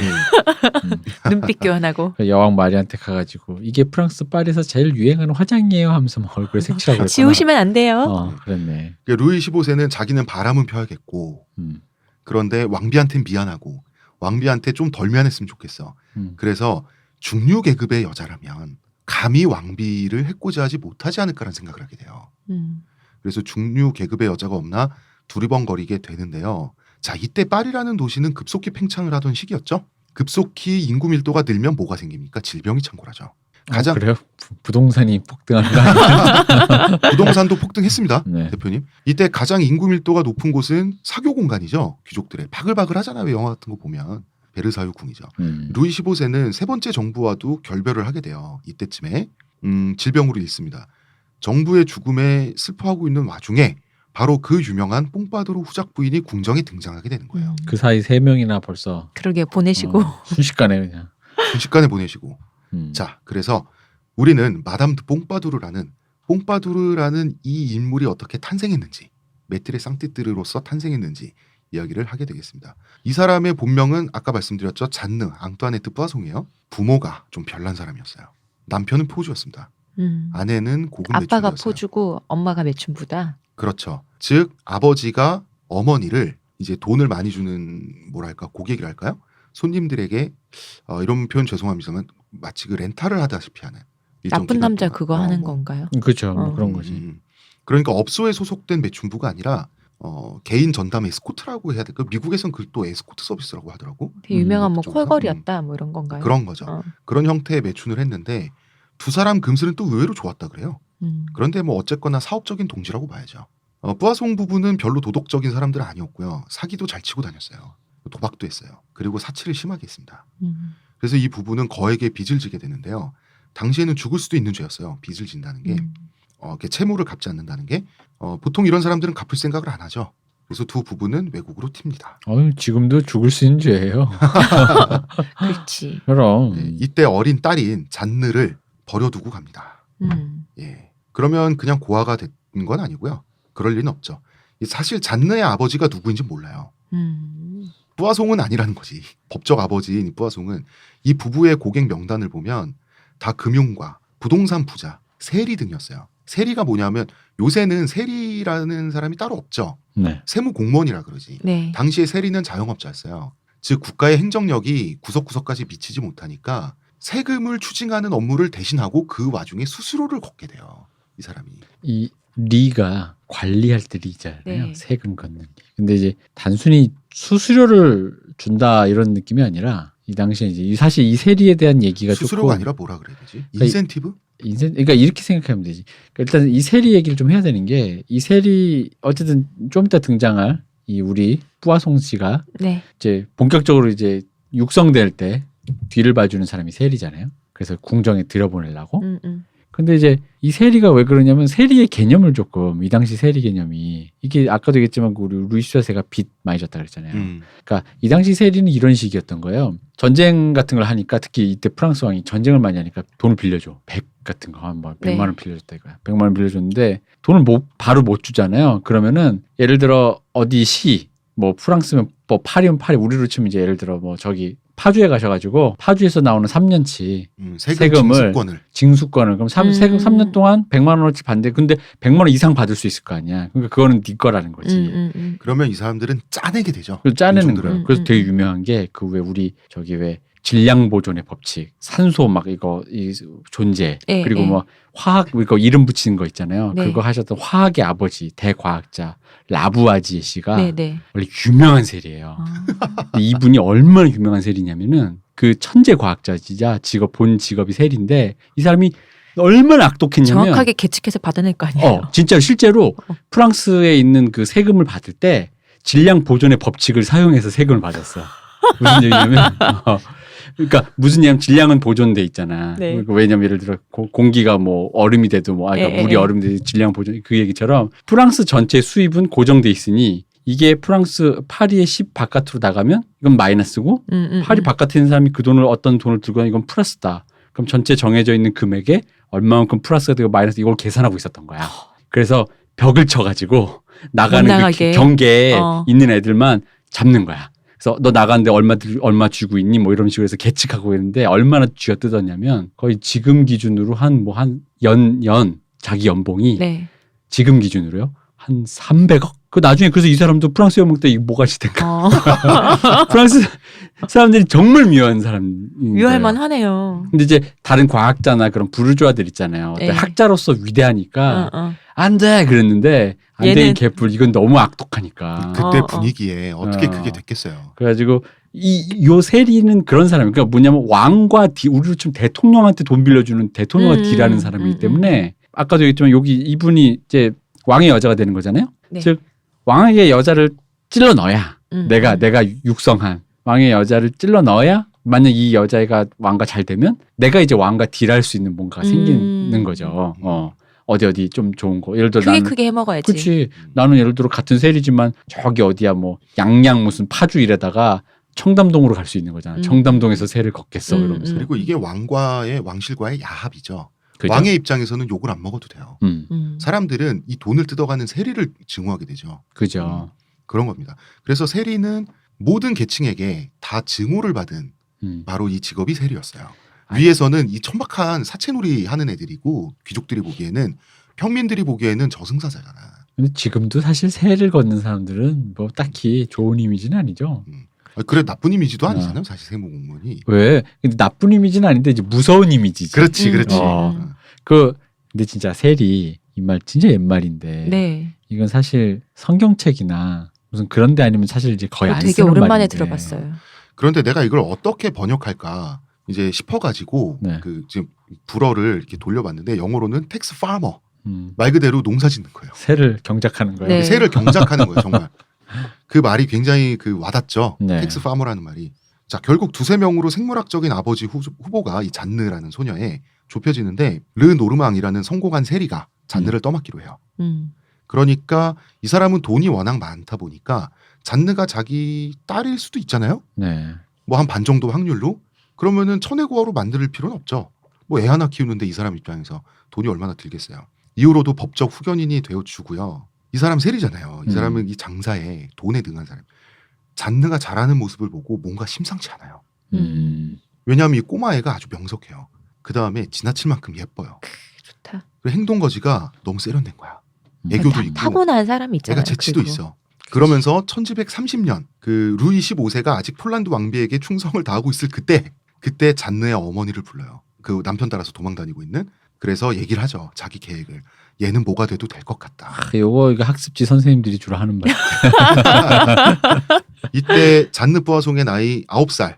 동네에서 별명은 이미 꼬마 여왕님이었어요. 자태가 여왕 같다 그래가지고. 아 그래.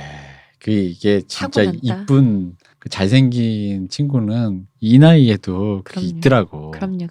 뿌아송 부인은 엄마죠. 엄마가 이제 잔느 딸을 데리고 당시 파리에서 가장 잘 나가는 점쟁이 집을 찾아가요. 이 점쟁이 이름이 르봉 부인이라는 사람이에요. 마담 르봉인데 마담 드 르봉이구나. 이 사람을 찾아가서 점을 보는데 이 점쟁이가 훗날 루이 15세의 메트레 상티뜨르가 될 것이라는 점괘를 내놔요. 이 너무 소녀는 넘나 용하시다. 걸그룹의 센터가 될 것이다. 내가 봤을 때 이 점쟁이가 이 꼬마의 자태를 보고 그런 말을 했을 수도 있어. 그치. 그러니까 이게 그리고 통박으로 좋은 말 얘기해. 해주면 복채도 많이 받잖아. 그럼요. 이때부터 뿌아송 부부와 법적 후견인인 이 세리 아저씨가 일종의 사업을 시작하게 됩니다.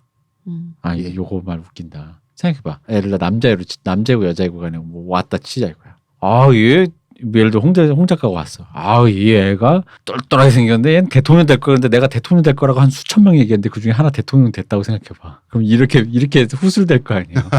그리고 누가 왔는데 뭐 백작 부인이 된다도 아니고 음. 메트레 상티뜨르가 된다고 하는 것 자체가 그것도 좀 이상해. 귀족은 그 점에서. 아니니까. 귀족이 아니잖아. 귀족이 아니니까. 귀족이었으면 아니, 그리고 왕비가 된다거나 했겠지. 그리고 메트레 상티뜨르가 될 수 있을까요라고 물어봤겠지. 이 세 어른들이 모두 돈 좋아하는 사람들이에요. 그러다 보니까 이 어린 소녀를 미천으로 장기적으로 삼을 수 있다고 생각을 했던 거예요. 이 사업이란 게 바로 연습생 신화입니다. 운 좋아서 정부가 될 수 있는 여자가 아니라 메트레 상티뜨르가 되지 않을 수 없는 여자로 키우겠다. 이런 야심을 불태우게 돼요. 이 결심을 하고 나서 3년 후에 어머니의 포주죠. 매춘부 어머니의 포주인 법적 아버지 뿌아송, 미스터 뿌아송도 빚을 깨끗이 청산하고 프랑스로 돌아와요. 모르겠어요. 어디에서 사기를 쳤는지 아니면 지금 사업 파트너십을 맺은 이 세리 아저씨가 해결해 줬는지 모르겠지만 하여간 이 세 명이 아이 하나를 둘러싸고 오랜 기간에 사업을 시작하게 됩니다. 이게 그런 느낌 아닌가요? 어린 시절 될성 부른 보화를 보고 그렇죠. 이수만 사장님이 일찍부터. 자, 이 아이는 아시아의 별이 된다. 별 됐잖아. 어. 그래서 잔느 뿌아송이라는 소녀는 연습생으로 성장을 하게 돼요. 왕의 마음을 사로잡을 수 있을 만한 모든 훈련을 다 거쳐요. 기본적으로 책은 많이 읽혔죠. 자, 뭐 배웠냐? 연극 연기, 악기 다루는 법, 춤, 노래, 그림, 심지어 판화 조각까지 배워요. 이때 잘 배워가지고 훗날 연극 배우로서도 실력이 대단했다 그래요. 각 분야마다 최고의 가정교사를 초청해서 무조건 1대1로 가르쳤어요. 이 중에서 가장 비용이 비쌌던 게 당대 유럽 최고의 오페라 가수였다는 소리를 들었던 테너였어요. 이 사람은 피에르 젤리어트라는 사람이 있어요. 이 피에르도 황당하지. 귀족도 아닌 여자아이를 1대1로 내가 가르쳐달라고 하면 내 몸값이 얼만데. 그거 황당해할 정도로 몸값이 자기가 높은데 그 돈을 다 냈어요. 물론 대부분은 세리의 주머니에서 났죠. 아니지. 세리에게 뜯긴 시민들의 그렇죠. 주머니에서 나온 거지. 그치. 그렇죠. 그렇게 19살이 됩니다. 잔느 뿌아송은. 그리고 기대 이상으로 너무나 예쁘게 성장을 한 거예요. 외모가. 그리고 모든 분야를 다 마스터했어요. 그리고 10년을 배웠어요. 성장기 내내 가정교육을 1대1 가정교사로부터 유럽 최고의 교육을 받아가면서 기회를 배워가면서 마스터하고 19살이 된 거예요. 그것도 이렇게 예쁜 음. 그 처녀가 된 거예요. 처자가 된 거예요. 전혀 이상하죠. 자기가 말하기도. 교양이 너무나 함양돼 있어가지고 그게 어느 정도는 성품이 돼버려요. 무려 10년간을 이렇게만 살았으니. 그리고 지금 이 19살짜리 처자는 왕의 정부가 자기가 될 운명이라는 것을 계속해서 주입받으면서 성장을 했잖아요. 이게 자기 캐릭터가 돼버린 거예요. 그런데 왕의 메트레 상티뜨르가 되기 위해서는 아니어도 되겠지만 제대로 대우받기 위해서는 다른 귀족 남성의 아내여야 되죠.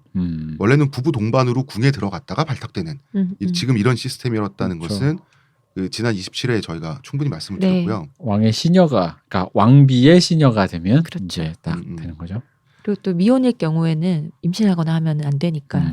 이제 두 번째 단계에 접어들었다고 판단을 하게 되죠. 이 세 어른은 3인방은 바로 이제 남편감을 찾게 됩니다. 바로 세리 아저씨의 조카였던 샤를 기욤 르노르망 데티올이라는 남자를 물색을 해요. 샤를 기욤 르노르망 데티올. 그냥 뭐 데티올 청년 르노르망. 이름이 자기 삼촌이랑 같죠? 르노르망. 네. 이쪽 집안 자체가 세리 나오고 금융가 나오고 부동산업하고 지방 행정직 관료하고 직업군인 장교 뭐 이런 것도 하고 이런 사람들로 이루어져 있는 이런 집안이 어떤 집안이죠? 당시에? 예, 이제 우리 마르크스가 제일 싫어하는 사람. 예, 부르주아 계급이죠. 당시 신흥 계급 부르주아 계급이었던 거예요. 귀족들이 보기에는 저 밑에 있는 사람들이죠. 게다가 천박한 사람들이에요. 열심히 일이나 하고 있어. 원래 귀족들은 노는 겁니다. 그런데 행정직 관료, 세리, 법률, 금융 세상 물정에는 이 사람들이 누구보다 밝은 사람들이에요. 빠릿빠릿한 사람들인 거죠. 이때 이 르 노르망 데티올이라는 청년은 21살이었어요. 이제 직업 생활하고 어디 선자리도 알아보고 하면서 자기 커리어를 쌓으려고 하죠. 이때 세리인 삼촌으로부터 엄청난 제안을 받는 거예요. 저기 조카야, 내가 잔느라는 관연한 처자를 후견을 하고 있는데 이제 시집 갈 때가 돼서 그런데 네가 좀 장가를 들어주면 좋겠다. 이런 말을 하는 거죠. 청년 데티올은 이게 뭔가 싶죠. 그런데 말이죠. 돈 많은 삼촌이 이 잔느라는 처자와 결혼해주는 대가로 자기를 상속자로 만들어준다 그래요. 잠깐만, 우리 이 얘기를 해보자. 처녀, 처자, 아가씨 이거 뭐라고 해야 돼? 아가씨? 여인이라고 할게요. 음. 잔느라는 여인과 결혼해주는 대가로 자기를 상속자로 만들어준다는 거였어요. 네. 대체 나쁜 게 뭐가 있어요 여기? 네? 결혼도 시켜줘, 돈도 준대. 아니 근데 생각해봐. 데티올 입장에서는 잔느라는 처녀가 집안 소문도 좀 안 좋고 그래도 삼촌이 엄청 부자인데 자기를 상속자로 꽂아준다니. 제일 상속자로. 이거 한번 만나볼 법하죠. 이 친구 재밌는 친구네. 왜냐면은 보통 남자들은 아니 봐봐 지금 이제 나중에 후술을 될 거지만 네. 어쨌든 이 잔느가 나중에 뽕빠두 부인 되는 거잖아요. 예. 네, 네. 그러니까 얼굴도 이쁘고 훈련도 받고 걸그룹 센터란 말이야. 이 당시 나이가 19살이니까 얘네 만으로 그거니까 그 뭐 이제 쯔위 정도 되는 거겠지. 근데 그러면 나 같으면 남자는 보통 얼굴이지 집안을 보고 이렇게 뭐 좀 미심쩍고 쯔위를 보고 그러니까 나랑 결혼시켜주고 아직 돈도 못 봐서 준다는데 그런가? 아니 아직 못 봐서 그래요. 아직 못 아. 봐서 그리고 봐요. 아, 한번 만나봐야지. 음. 보고 나서 충격을 받습니다. 충격받지. 미모와 매력에. 네. 일설에는 쓰러졌다고도 하고요. 당연하지. 그런 경험은 어떤 경험일까요? 어떤 사람이 날 보더니 깜짝 놀라면 쓰러져. 근데 그 이유가 너무 예뻐서래 내가. 그러니까 아니, 데티올을- 어떤 느낌일까? 자 데티올은 예쁜데 이 여자랑 결혼을 시켜준다 결혼시켜주고 그래서. 돈도 준대잖아. 그럼 나 같은 기절할 것 같아 나도. 황당히 하고 있는데 이 삼촌이란 사람이 법과 세무에 능수능란하죠. 네. 거기서 그친 게 아니라 삼촌이 일가 친척의 상속 재산을 모두 합법적으로 서류를 만져가지고 합법적으로 뺏어가지고 데티올한테 결혼 선물로 줘요. 그 중에 뭐가 포함되어 있냐면 파리에서 28km 떨어진 에티올. 자 에티올이 그 데티올이 드 에티올이에요. 네. 이 에티올 가문의 근거지예요. 그래서 성이 에티올인 거예요. 말하자면 제가 남양홍씨인데 경기도 화성 일대를 모두 차지한 거랑 비슷한 거예요. 좋다. 이거를 자기 조카한테 몰아주는 거예요. 결혼 선물로. 선물로. 결혼시켜주면서. 쯔위도 주고 내 말이. 저기 찌랑 이어도 줬는데 돈도 주고. 돈도 주고 대만 니 거 이러면서. 그러니까 그러니까 지위만 귀족이 아닐 뿐이지 일대의 영주나 마찬가지죠. 그것도 유럽 최고의 미녀와 함께 결혼 생활을 시작하게 됩니다. 얼마나 좋았을까. 이 사람이야말로 진짜 그냥 가만히 그냥 어. 살다 보니 어. 하늘에서 이 사람 진짜 이 사람이 나라를 지켰나 보네요. 지켰을까요? 일단 결혼 생활 자체는 완벽했어요. 잔느는 미인이죠. 교양도 넘쳐요. 항상 남편 떠받들어줘. 그 다음에 항상 활기를 불어넣어줘. 재치도 넘쳐. 이 다 훈련된 거죠. 10년 동안. 아이돌이구나 진짜. 진짜 음. 아이돌이다. 남편과 그런데- 같이 있는 게 예능 프로 나온 거야 뭐야? 그러니까. 그런데 우리의 이 젊은 르노르망 데티올의 행복은 사실은 잔느가 거쳐가기로 되어 있었던 일종의 코스였어요. 뭐 이렇게 그렇죠. 결국은 이제 네. 끝이 안 좋아서 홍 작가님이 좀 그렇게 뉘앙스를. 음, 근데 그건 또 아닌 것 같아. 아니 뭐 남자들은 얘기를 또 이제 들어보면 아무리 예쁜 여자도 몇 년 있다 보면 시들해지면서 바람필궁이라는데 좋은 핑계가 돼주는 건 아닌가. 이 젊은 남편은 아내를 너무나 사랑해서 이게 꿈인지 생신지 모를 거 아니에요. 우리나라 말로 하면. 아 그렇죠. 마치 그 우리나라 민담에 나오는 우렁각시 보는 거 있잖아요. 음. 이게 꿈인가 생신인가. 혹시라도 자기 곁을 떠나게 될까 봐 걱정할 지경이었어요. 너무 미인을 모르게 여성분들은 어떤지 모르겠는데 제 개인적인 경험으로 처음으로 자주 그럼 또 네. 이것도 안 그러겠지만 처음 미인을 사귀면 이런 생각합니다. 이 약간 비현실적이거든요. 저기는 그러니까 못 결혼 생활 사귀어봐서. 자체가 지나치게 행복해. 그치. 그렇지. 여기서 잔느가 이런 말을 합니다. 왕이 아닌 한 당신을 배신하게 할 남자는 세상에 없다. 어머 이거 그야말로 언중유골인데요. 예고편인데 예고편. 나 얘기했다. 이 말을 믿죠. 데티올은. 아니 말대로 했잖아요. 이런 생각은 할 수 있어요. 그렇게까지 많은 재산이 필요한가? 그렇죠. 필요했어요. 모든 것은 계획을 위해서. 정통 귀족이 아닌 에티올 부부가 궁정에 들어가려면 왕의 귀에 들어갈 만큼의 명성을 쌓아야 돼요. 하긴 그러려면 돈이 필요하죠. 돈이 필요하죠. 어떤 명성이냐. 일단 파리 사교계에 데뷔를 합니다. 자, 남편은 부유하고 해피하고 아내는 미녀에다가 교양이 넘치죠. 곧바로 셀러브리티가 됩니다. 이 두 부부의 등장이 파리 사교계의 센세이션이었다 그래요. 그리고 르노르망 데티올이 삼촌 이 세리 아저씨 자기 조카 중에 왜 이 사람을 선택했느냐. 단순해요. 잘생겼습니다. 얘도 잘생겼다고. 구도 센터였구나. 그렇죠. 세워놨을 때 두 부부가 보기가 좋아야 돼요. 왜냐하면 그 계급이 지금 한계가 있잖아요. 계급을 해칠 만한 비주얼을 구축한 거죠. 이게 전부는 아니었고요. 잔느는 에티올의 자기만의 살롱을 만들어요. 이 룸사롱이 살롱이란 말에서 나왔는데 그 룸사롱이 아닙니다. 살롱은 토론을 하고 대화를 하고 문화계 예술계 사람들이 모이는 일종의 사교 공간이죠. 명성을 듣고 사람들이 얼마나 예쁜지 얼마나 교양이 있는지 과연 찾아오는 철학가 예술가들과 토론을 해요. 그런데 이 두 번 놀라는 거예요. 처음에 미모에 놀랐는데 얘기를 해보면 교양이 넘치는 거예요. 토론이 돼. 이게 어느 지점에서는 훈련받은 것이 연기가 아니라 자기 자신의 그런 교양으로 함양되는 그런 부분이 또 보이는 거죠. 그래서 이때 교류를 맺었던 사람들이 서양의 근대를 만든 사람들입니다. 볼테르, 장자크 루소 이런 근대 정신을 구축한 사람들과 교분을 쌓게 돼요. 이렇게 4년이 지납니다. 남편과 함께 두 남매를 낳죠. 그러나 모두 어릴 때 요절하고 말고요. 이제 슬슬 데티올의 행복이 끝나갑니다. 드디어 루이 15세가 에티올 부인의 명성을 듣게 됩니다. 4년이나 걸렸네. 이렇게 느긋할 수 있었던 거는 그만큼 자신감이 있어서라고 할 수 있죠. 그리고 왕이 원해서 가야지. 알아서 기어들어가는 거는 연애 권력에 있어서 하수죠. 그리고 이게 돈도 많고 여유가 있으니까 이게 그러니까 왜냐면 지금 돈 없고 그럼 위기니까 그렇죠. 급하잖아. 빨리 지금 목표한 눈앞에서 대로. 막 보여서 어떻게 해봐야지 할 텐데. 지금 빨리 지금 좀 이르긴 것 같지만 목표를 위해서 지금 빨리 해야 돼. 막 급해. 그런 게 없지. 그거 이 사람들은 일단 그게 필요 없지. 충분히 여유가 있으니까 이것도 놀 땐 또 좀 놀고 좀. 그리고 파리에서 28km 떨어져 있는 곳을 잡은 것도 굉장히 계획적이죠. 이것은 파리의 소문이 흘러들어가게 하는 거리면서도 신비감을 유지할 수 있는 거리죠. 일산에 살면서 일산은 너무 가깝다. 파주 정도? 28km면 그지 않나? 그러니까 당시 거리, 당시의 그 심리적 거리에서 심지어 그러면 파주 느낌이 좀 안 사는데. 청주쯤 될 것 같은데.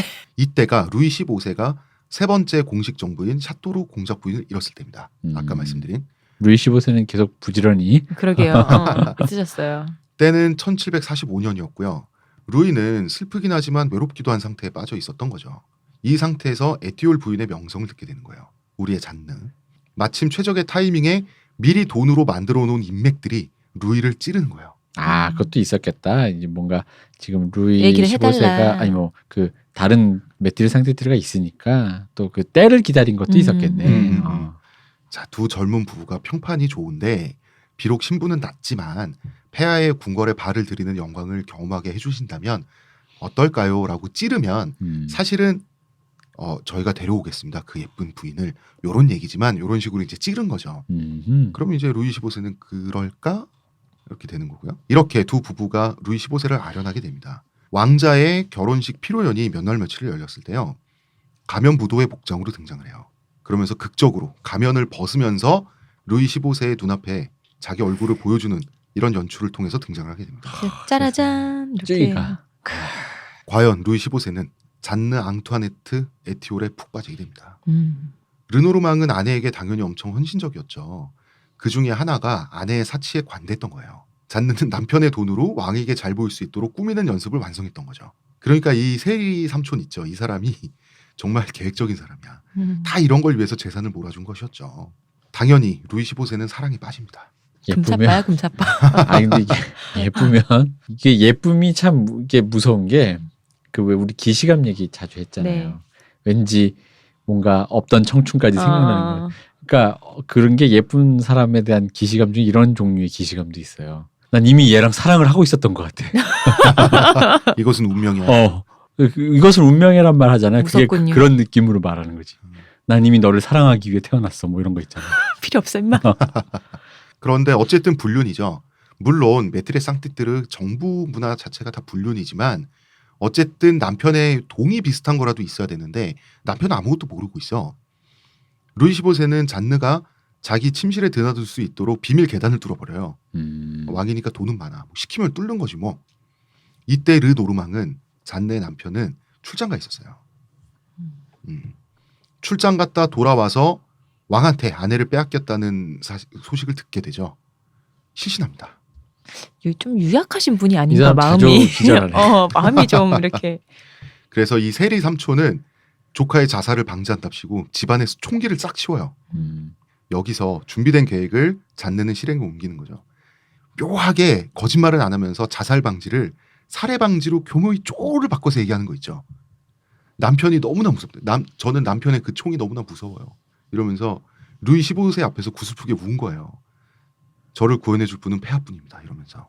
근데 저 아까부터 쭈이 생각하면서 생각하다 보니까 네. 루이 15세 마음에 이입되고 있습니다. 루이 15세는 잔느를 구원해 줘야죠. 해줘야지. 예. 그럼. 남편한테 결별을 요구합니다. 루이 15세는. 그런데 그냥 무조건 뺏을 수는 없어요. 왕이라고 하는 것은 좀 품위 있는 연애, 어쨌든 갈랑트리라고 하는 걸 연기를 해야 되기 때문에 왕의 품위를 유지하려면 대가는 있어야 되죠. 보통은 영지를 주거나 승진을 시키거나 해요. 그래서 특별히 외국에 보내는 대사로 임명을 시켜서 외국에 보냅니다. 프랑스 땅에서 치우는 게 최고죠. 근데 그럼 오스만 투르크 제국으로 보내요. 우리를 치면 저기 뭐야? 악마의 땅으로. 저기 대한민국에서 있다가 네. 그 회장님이 여자를 뺏고 얘를 북으로 보내는. 그렇죠, 그렇죠. 요새로 치면은 미국 정도도 아니죠. 음. 요새로 치면은 거의 뭐 달 기지나 남극 기지 정도로 보내버린 거죠. 우리나라에서는 아까 말씀하신 북한으로. 오스만 투르크 제국은 당시 유럽 사람들 입장에서 세상 바깥에 있는 곳이에요. 그러니까 악의 축이잖아, 악의 축. 이 사람들 보기에는. 잔느는 계획에 의해서 다 진짜 계획적이야. 전부터 눈독을 들이던 집안이 있었어요. 바로 자기가 자라난 고향 동네에 유지였던 분이 있는데요. 이분이 나이든 과부 퐁파드루 후작 부인이었어요. 이 분이 사망을 하게 되니까 이제 루이 15세를 조르죠. 그래서 루이 15세는 퐁파드루 후작 부인의 자귀, 가문, 문장까지 모두 사들여서 잔느에게 선물로 줍니다. 이로써 퐁파드루 후작 부인이 되는 거죠. 이렇게 해서 우리가 알고 있는 메트레 상티뜨르 마담 뽕파두르가 탄생하게 되는 겁니다. 이제는 귀족을 만들어 놓은 거예요. 루이 15세는 잔느를 정식으로 궁정에 소개를 하죠. 이제 귀족 여성이니까 그럴 수가 있지. 이때부터 모든 대소신료들은 뽕파두르 후작 부인에게 뭐 속된 말로 알아서 기게 되는 거죠. 미래는 정해져 있는 거죠. 메트레 상티뜨르의 미래가. 근데 문제는 여기까지 오면 이 데티올 말이에요. 원래 남편 네. 눈치가 좀 있어야 되는데 버텨요. 넌 씨눈. 메트레 상티뜨르의 공식 직업은 왕비의 제1시녀예요. 이 얘기도 지난 27회에 했고요. 네. 그런데 아내가 취직하는 거 있죠. 이거는 당시 유럽에서 남편의 허가를 받아야 돼요. 그런데 이 사람 넌시눈이야. 눈치가 없어. 르노르망 데티올은 이미 뽕파두르 후작분이 됐어. 아내는 이상해. 자기는 후작이 아닌데 아내는 후작분이야. 그렇죠? 아내를 되찾는다고 아직 아내는 날 사랑하고 있을 거야 이러면서 꿋꿋이 버텨요. 그래서 루이 15세는 저놈이 미쳤나 이러면서 죽일까 막 이런단 말이에요. 뽕바두르 부인은 루이 15세를 진정시키고 편지를 씁니다. 이 편지가 아주 교묘하게 설계되어 있는 편지였어요. 이 편지는 말이죠. 남편한테 공손히 용서를 비는 내용이 있고요. 그 다음에 시녀 자리를 허락해달라는 내용을 뒤섞여 놨어요. 그러니까 남편인 데티올의 입장에서는 용서할 수가 없죠. 왜냐하면 용서를 한다는 것 자체가 이 사람 사고방식에서는 용서하면 제1시녀 되는 게 돼버리잖아요. 그러면은 허락하는 그거를, 것과 용서가 지금 뭉쳐 있잖아. 그래서 당연히 당신을 용서할 수가 없소라는 답장을 보내죠. 이것으로 문제는 자동적으로 해결됐습니다. 왜요?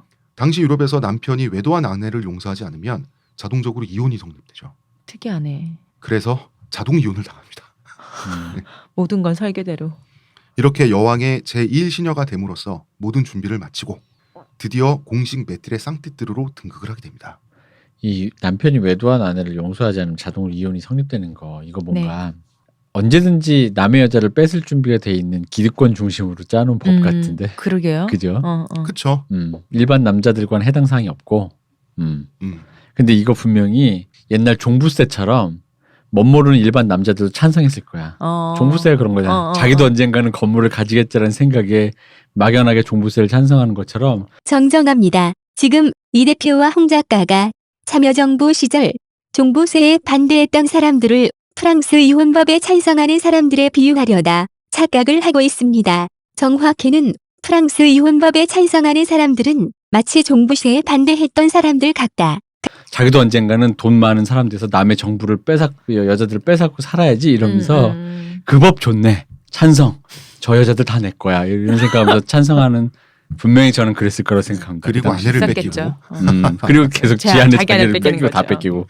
그 똑같잖아. 종부세에 찬성하면서 거물세 엄청 뜯기는 거. 그렇죠. 그거랑 똑같은 거. 내가 봤을 때 아니 왜냐면 법이라는 건 어쨌든 사회적 합의라는 게 필요한 거고 네. 어느 정도 명분이라는 게 아무리 이 당시에도 그렇잖아. 이렇게도 지금 이 뽕바두르 부인을 매트 상태에서 만들려고 남편 어떻게 처리하느냐 갖고 어쨌든 간에 죽여버리지는 않고 네네. 뭔가 남들의 품위를 최대한 지켜가면서 뭐 하는 거잖아요. 그럼 이 법을 외도한 아내를 용서하자면 자동 이혼이 성립된 이런 류의 법이 있다라는 건 분명히 종부세와 같은 논리로 분명히 뭐라 그러지 이걸 눈 가리고 아웅식으로 만든 법이 아니겠는가.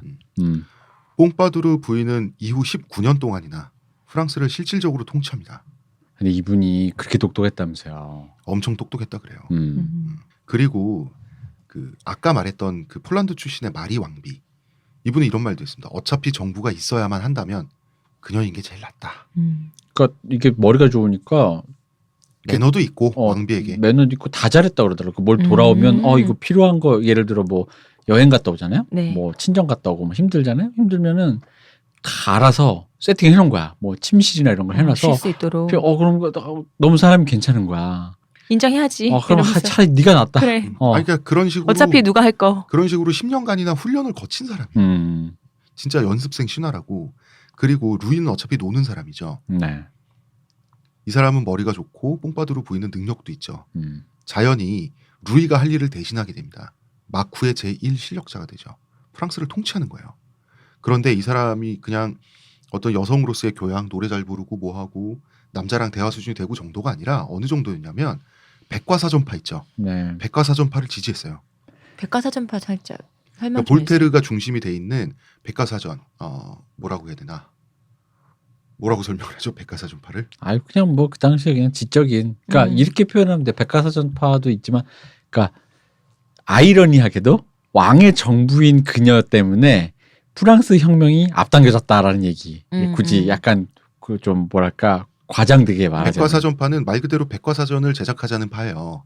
그런데 백과사전이 상징하는 것은 종교로부터도 벗어나 있고, 그죠?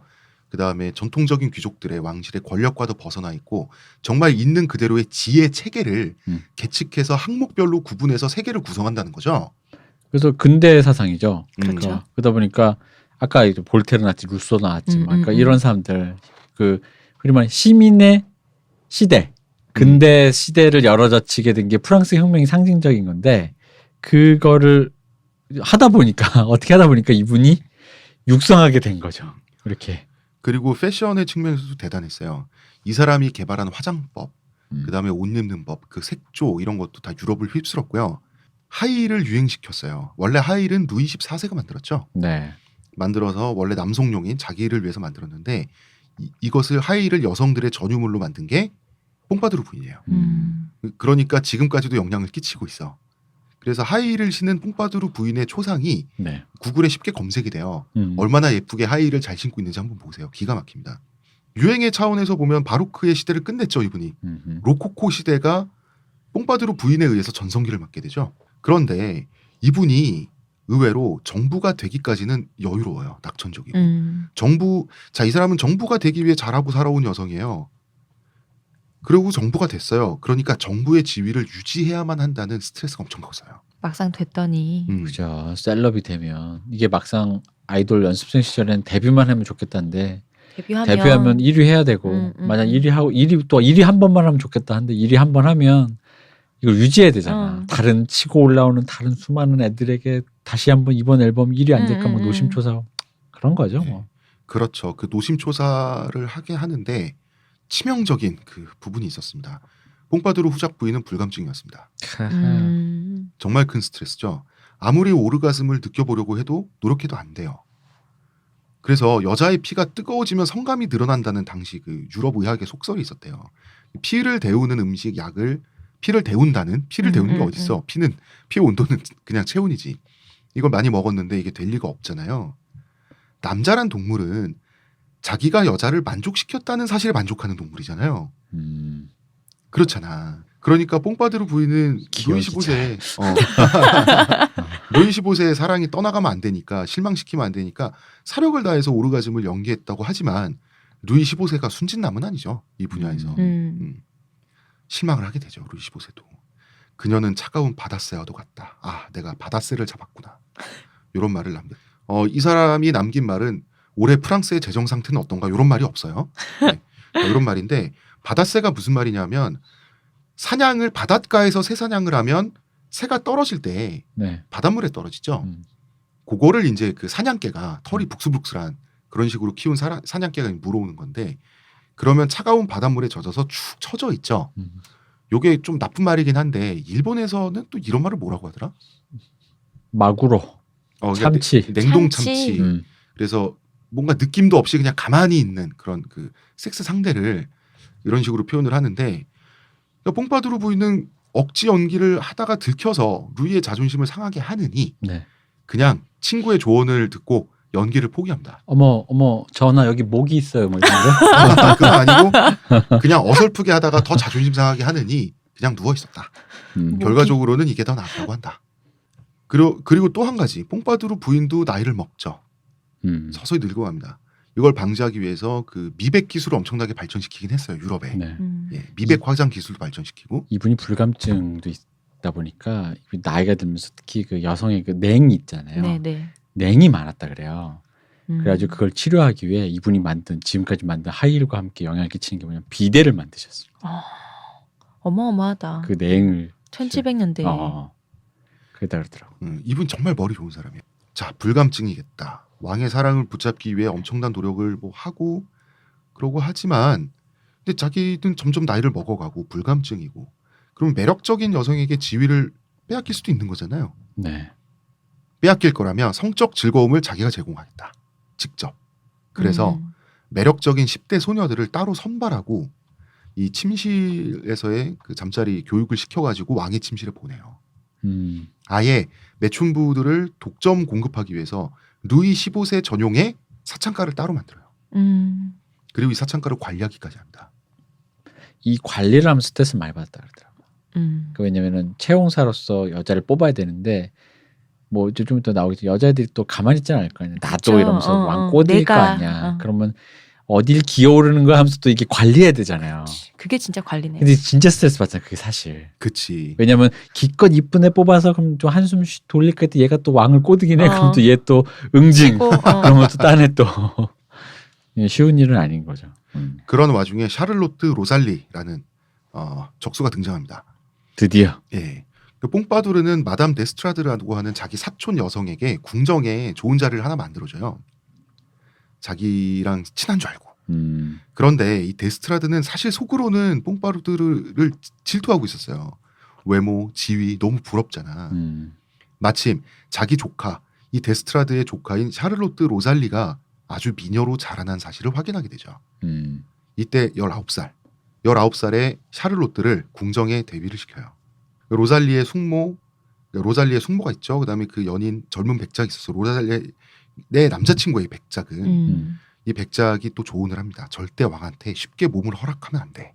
남자친구 얘 뭐야? 그러게요. 그냥 다 장사꾼들이야. 지금 나오는 사람들이. 루이 15세는 왜 이렇게 함락이 안 되지 이러면서 열렬하게 구애를 하는 거예요. 그러다가 결국 루이 15세는 로살리의 요구대로 뽕파두르를 내쫓겠다는 서약서를 받아내고 나서야 관계를 허락해주게 되는 거죠. 로잘리가 그러니까 이게 왜냐면은 너무 한 방에 모든 걸 하려고 하니까 천천히 했었어야지. 천천히 일단 약간은 좀 허락하는 듯 하면서 관계를 돈독히 하면서 조금씩 우리 흔히 말하는 구워 삼는다는 게 그런 거잖아. 근데 안 내쫓으면 아무것도 안 할게요. 이거는 사실 그잖아요. 너무 노골적이지. 너무 노골적, 너무 딜이지 너무.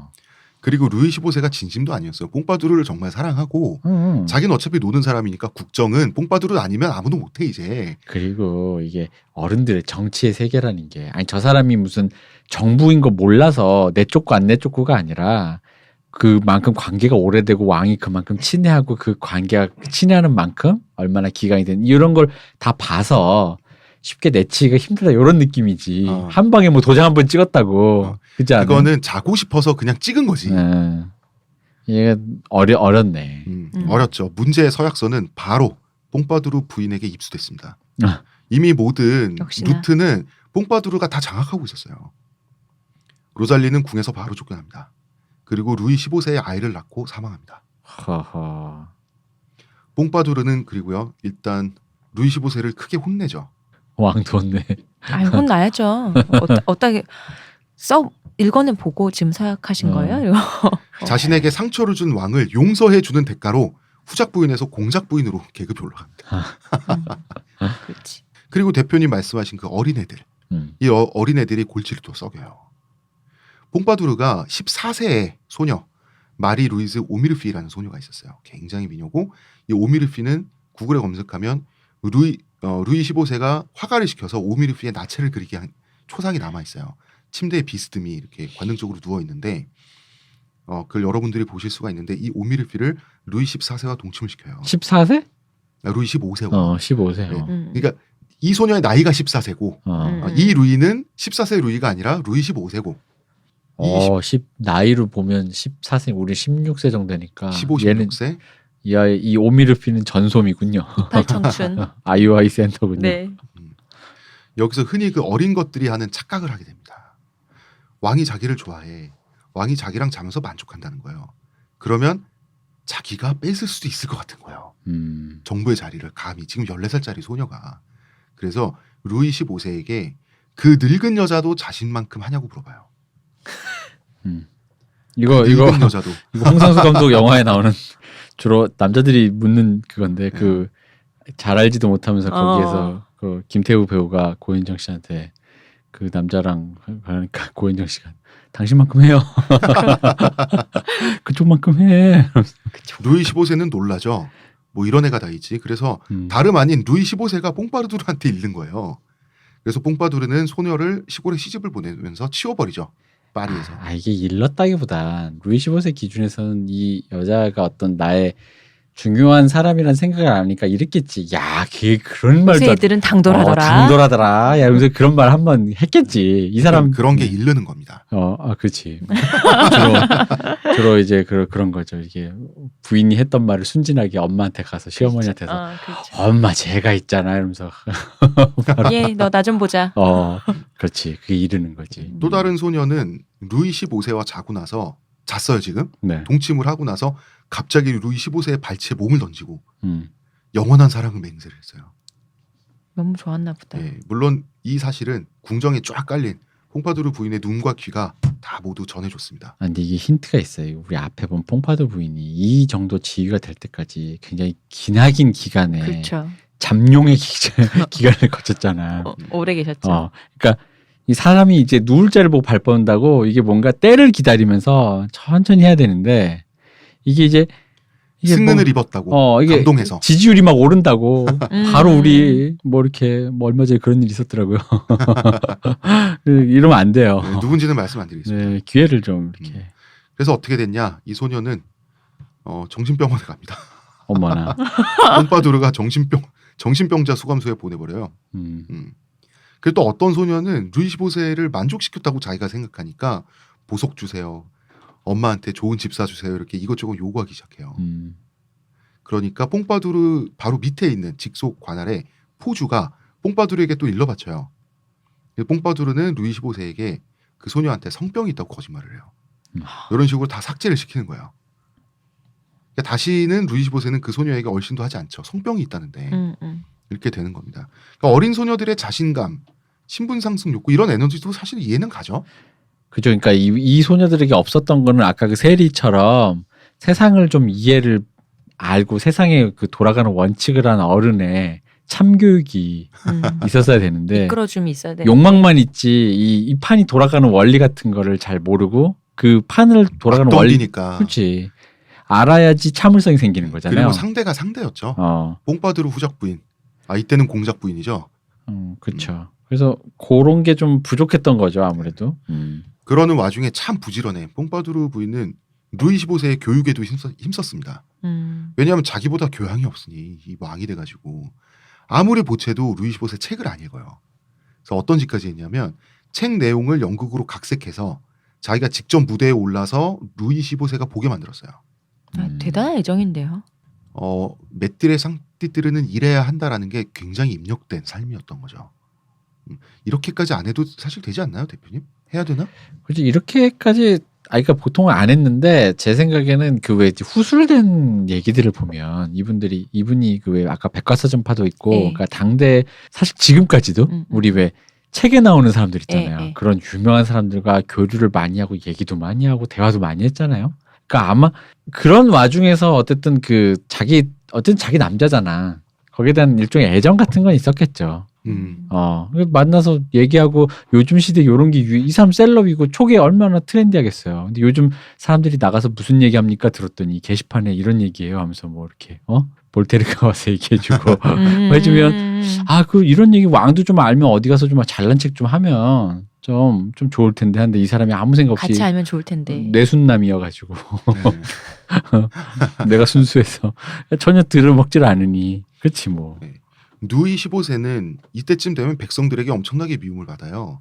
루이 15세는 백성들에게 미움받는 거에 스트레스를 안 받았어요. 그러니까 루이가 출타했다가 이제 베르사유 궁전이나 파리로 입성을 다시 하게 되면 돌아오는 길목에 이미 수많은 인파가 모여 있었대요. 야유를 하려고. 그러니까 보통 야유를 들으면 경비병들한테 야 쟤네 다 감옥에 쳐넣어 이럴 수도 있잖아요. 혹은 왜 야유를 하지? 내가 좀 더 잘해야 되나? 그런데 루이 15세는 그런데 또 사람이 야유하는 사람들 얼굴 보이잖아요. 얼굴 본 사람들한테 잘 못해. 잘 못하지는 않는 사람이에요. 그러니까 어떤 그 해결책을 세기를 뚫어요. 아주 간단하죠, 이 사람은. 그러니까 저는 루이 15세가 되게 미스테리한데 가끔 요즘 생각해 보면은 이게 우리 대통령과 비슷해요. 진짜 비슷해요. 왜냐면은 그러니까 루이 할아버지 있잖아요.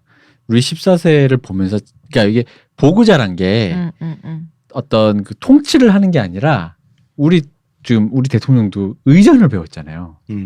그 어떤 통치라든가 정치라든가 국가를 돌리는 어떤 운영 원리를 배운 게 아니라 떠받들려지는 걸 배웠잖아요. 이 위치에 있는 사람이 어떻게 행동하는지에 대한 그 행동 규범 같은 게 일종의 의전만 배운 거잖아요.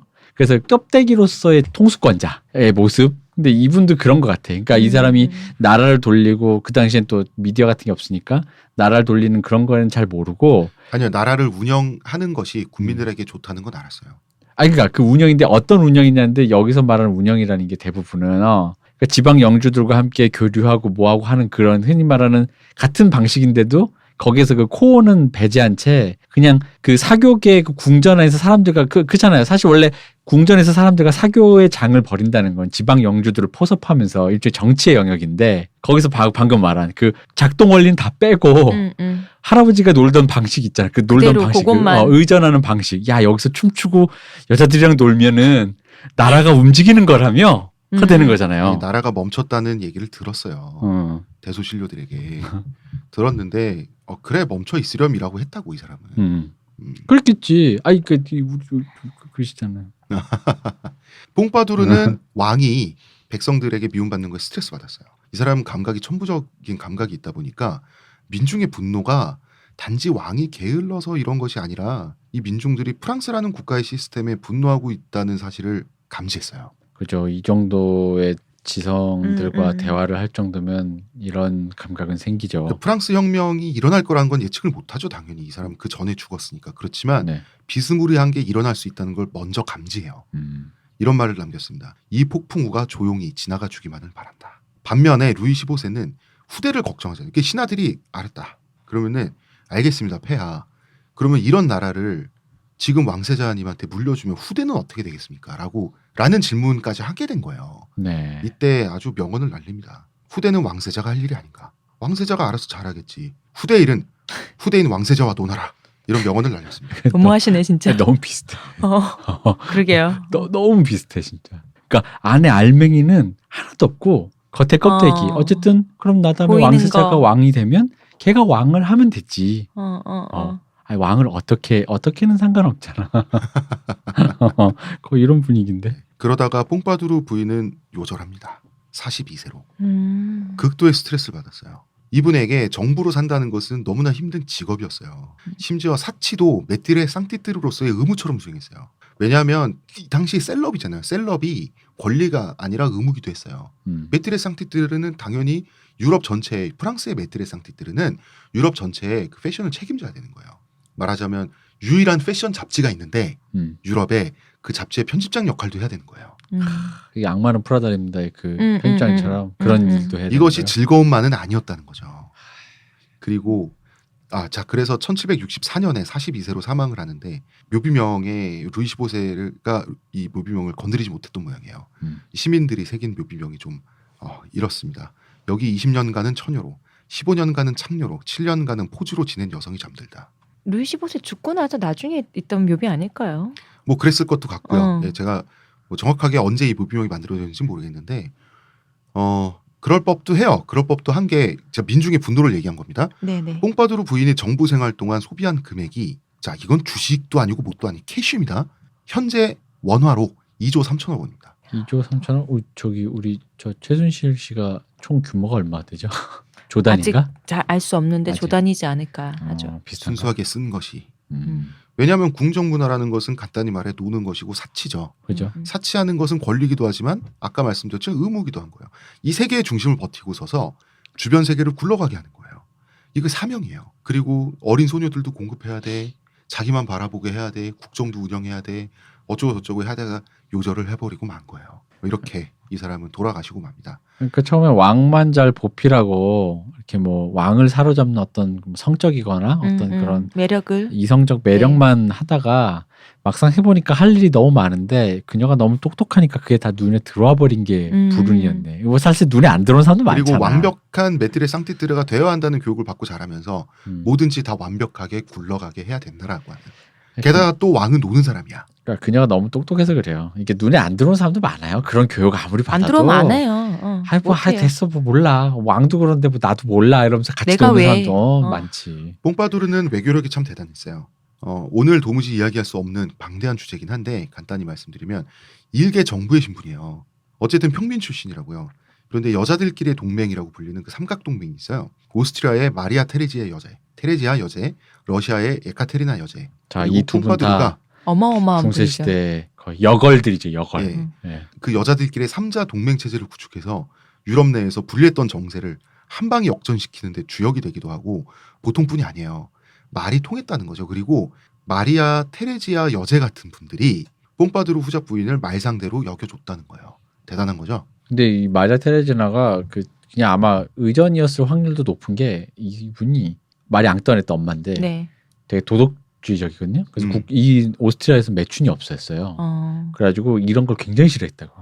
근데 그 저 여자는 정부를. 그래서 마리 앙뚜아네트가 그래서 나중에 이제 우리 2부에 얘기할 그분 있잖아요. 내일 얘기할. 내일 얘기할 그분 그분이 고초를 좀 당하죠. 왔을 때 싫어했다고. 왜냐면 싫어하는 이유가 단순히 자기 남편 뺏겨서가 아니라 그런 진짜 그런 직업적으로 이게 용서가 안 되는 엄마한테 받은 영향 때문에.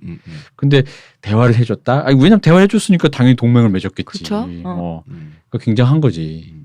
교양 수준이나 말하는 거, 국제 정세에 대한 인식이나 이런 걸 보면 상대가 됐던 거죠. 네. 문제는 전쟁에 대해서는 배운 바가 없죠.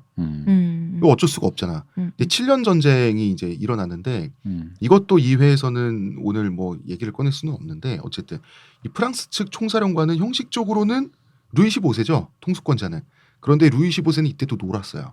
실질적으로는 뽕파두르 부인이 장군들을 선임한다고. 각 전선에 어떤 사람들을 장군으로 임명해서 각 전선을 책임지게 하는지를 뽕파두르 부인이 결정을 해야 되는데 전술에 대한 이해가 없어요. 어떤 걸 했냐면 장군들과 차를 마시고 고급스러운 이슈에 대해서 토론을 해요. 교양 심사를 한 거죠. 이걸로 장군들을 선임했어요. 중세적으로 교양 있는 신사는 훌륭한 기사고 훌륭한 기사는 앞장서서 적을 격퇴해 줄 거라고 생각한 거예요. 이 시대가 이미 총과 대포가 불을 뿜는 시대예요. 이게 될 리가 없죠. 그러니까 이것은 뽕파두르 부인을 뭐라고 할 수는 없죠. 그렇죠. 이거는 뭐 논 루이 15세가 잘못한 거지. 그지. 사실은. 뭐 지금 싸움꾼 꼭 뽑으려고 자네 좀 권투 좀 해봤나 이래야 되는데 대학이 서울대라고 뭐 이랬어. 그렇죠. 자 전방 뭐 이런 거잖아. 근데 이게 약간 그 아까 그 마리아 테레지아 있잖아요. 네. 마리아 테레지아도 사실 젊어서 일했어요. 어차피 젊어서 이 여성분들이 전쟁이나 이런 걸 배운 적이 없으니까. 네네. 근데 마리아 테레지아는 좀 오래 살게 됐고 일찍 경험을 해가지고 초년의 삽질을 나중에 이제 많이 만회했거든. 근데 이분은 이게 나중에 뒤늦게 국내에 그렇죠. 들어와서 하다 보니까 또 일찍 요절하고 그래가지고 그냥 이러다가 말아버린 거죠. 루이 15세와 뽕파두르는 욕을 같이 먹었어요. 뽕파두르는 유능했지만 왕이 그야말로 손 하나 까딱하지 않잖아요. 그러니까 모든 책임을 또 자기가 다 져야 되니까 욕은 또 같이 먹는 거예요. 그 메트레 상티트로서 한계가 있죠. 아까 그 전쟁 뭐 이런. 그러니까. 그리고 정부가 되는 훈련만 받았지 사실은 국정 훈련 받진 않았죠. 그렇지. 재물할지 세물할지 재정이랄지 까무를 하는데도 막 어디 막 한계가 있지. 한계가 있지. 그럼요. 예. 까미니까 한계가 그나마 있는 거죠. 머리를 타고나고 책임감만은 루이 15세보다 훨씬 있어서 그만큼이라도 나라를 굴렸던 거예요. 그러나 이 뽕파두르 부인이 사망하고 난 다음에 프랑스는 나라 전체가 마비되게 됩니다. 그녀가 다 했으니까. 예, 지금 지난 4년 동안의 대한민국처럼 돼버리는 거예요. 그렇습니다. 자, 그리고 뽕파두르 부인이 사망하고 이제 또 다른 연습생 신화가 탄생합니다. 어둠의 연습생 신화입니다. 이번에. 어둠의 연습생. 어둠의 연습생. 뽕파두르는 뭐 얼마나 그럼 밝았다고. 빛의 연습생이. 빛의 연습생이야? 메트레 상티트르를 얘기할 때 뽕파두르 부인이 제일 먼저 나오고 그 뒤에 줄줄이 나올 때 꼭 빠지지 않는 사람이 또 있죠. 여러분 이름은 다 들어보셨을 거예요. 마담 뒤바리. 근데 그러니까 이게 어둠의 연습생이라고 하는 게 이게 좀 이렇게 불이한 게 네. 나는 사실 비슷해. 근데 이제 이미지가 뽕파두르가 그 아까 얘기했던 그 혁명의 그 어떤 근대적 사상을 제공했던 그런 당대 지식인들과 사상가들과 교류를 했고 그들을 후원했고 그리고 이 여자가 굉장히 좀 똑똑했고 약간 이런 어떤 성품이라든가 약간 그런 것 때문에 얘기했지 사실 근간은 똑같아요. 왜냐면 이 근간은 여자 같아요. 왜냐면 한 이유는 자기의 지위를 유지하기 위해서 아니 요즘 이게 유행이라니 그 사람들 만난 거고 아니 이게 뭐 왕이 이게 필요하다니까 그 여자를 들인 거고 한 거지. 그것 말고는 뭐 사실 똑같지. 근데 이제 뒤에 나오실 그분은 시대가 시대니만큼 더 흑화가 됐을 뿐이에요, 그냥. 맞습니다. 네. 어둠이라는 뜻을 저는 중의적으로 썼고요. 네. 얼만큼 어둠인지는 여러분 내일 확인해 보실 수 있고 뽕파두르 후작 부인의 이야기 여기까지 하겠습니다. 뽕파두르 참 안 됐네요. 근데 이렇게 사는 사람의 삶이 뭐 이 당시엔 사실 여성의 삶이라는 게 뭐 딱히 뭐가 없긴 한데 네. 그래도 본인은 나쁘지는 않았겠죠. 모르겠습니다. 스트레스는 진짜 많았을 것 같아요. 행복하진 않았을 것 같다. 뭘 배워도 불행과 다 행복의 잘해야 영역이 되고. 아니라 굉장히 그 불행과 행복을 생각해 볼 수 없을 정도로 여기서 계속 달리는 느낌이 좀 있어요. 좀 그런 삶이었고 어른들이 사실은 선택한 삶이었고 그 선택에 자기가 부응해서 메트레 상티트르 후보생으로서 인생의 반을 살고 나머지 반은 메트레 상티트르로서 살다가 이렇게 그 스트레스를 이기지 못하고 요절해버린 사람이었고 굉장히 유능한 사람이었고 전설적인 미녀였고 이런 분의 인생이었습니다. 우리가 내일 마담 뒤바리를 만나보시면서 두 사람의 인생을 또 한번 같이 말미에 얘기해 보도록 하겠습니다. 오늘은 여기까지 하겠습니다. 문화평론가 이동규 대표님, 네, 감사합니다. 의문의 그녀 시호님 감사합니다. 수고하셨습니다.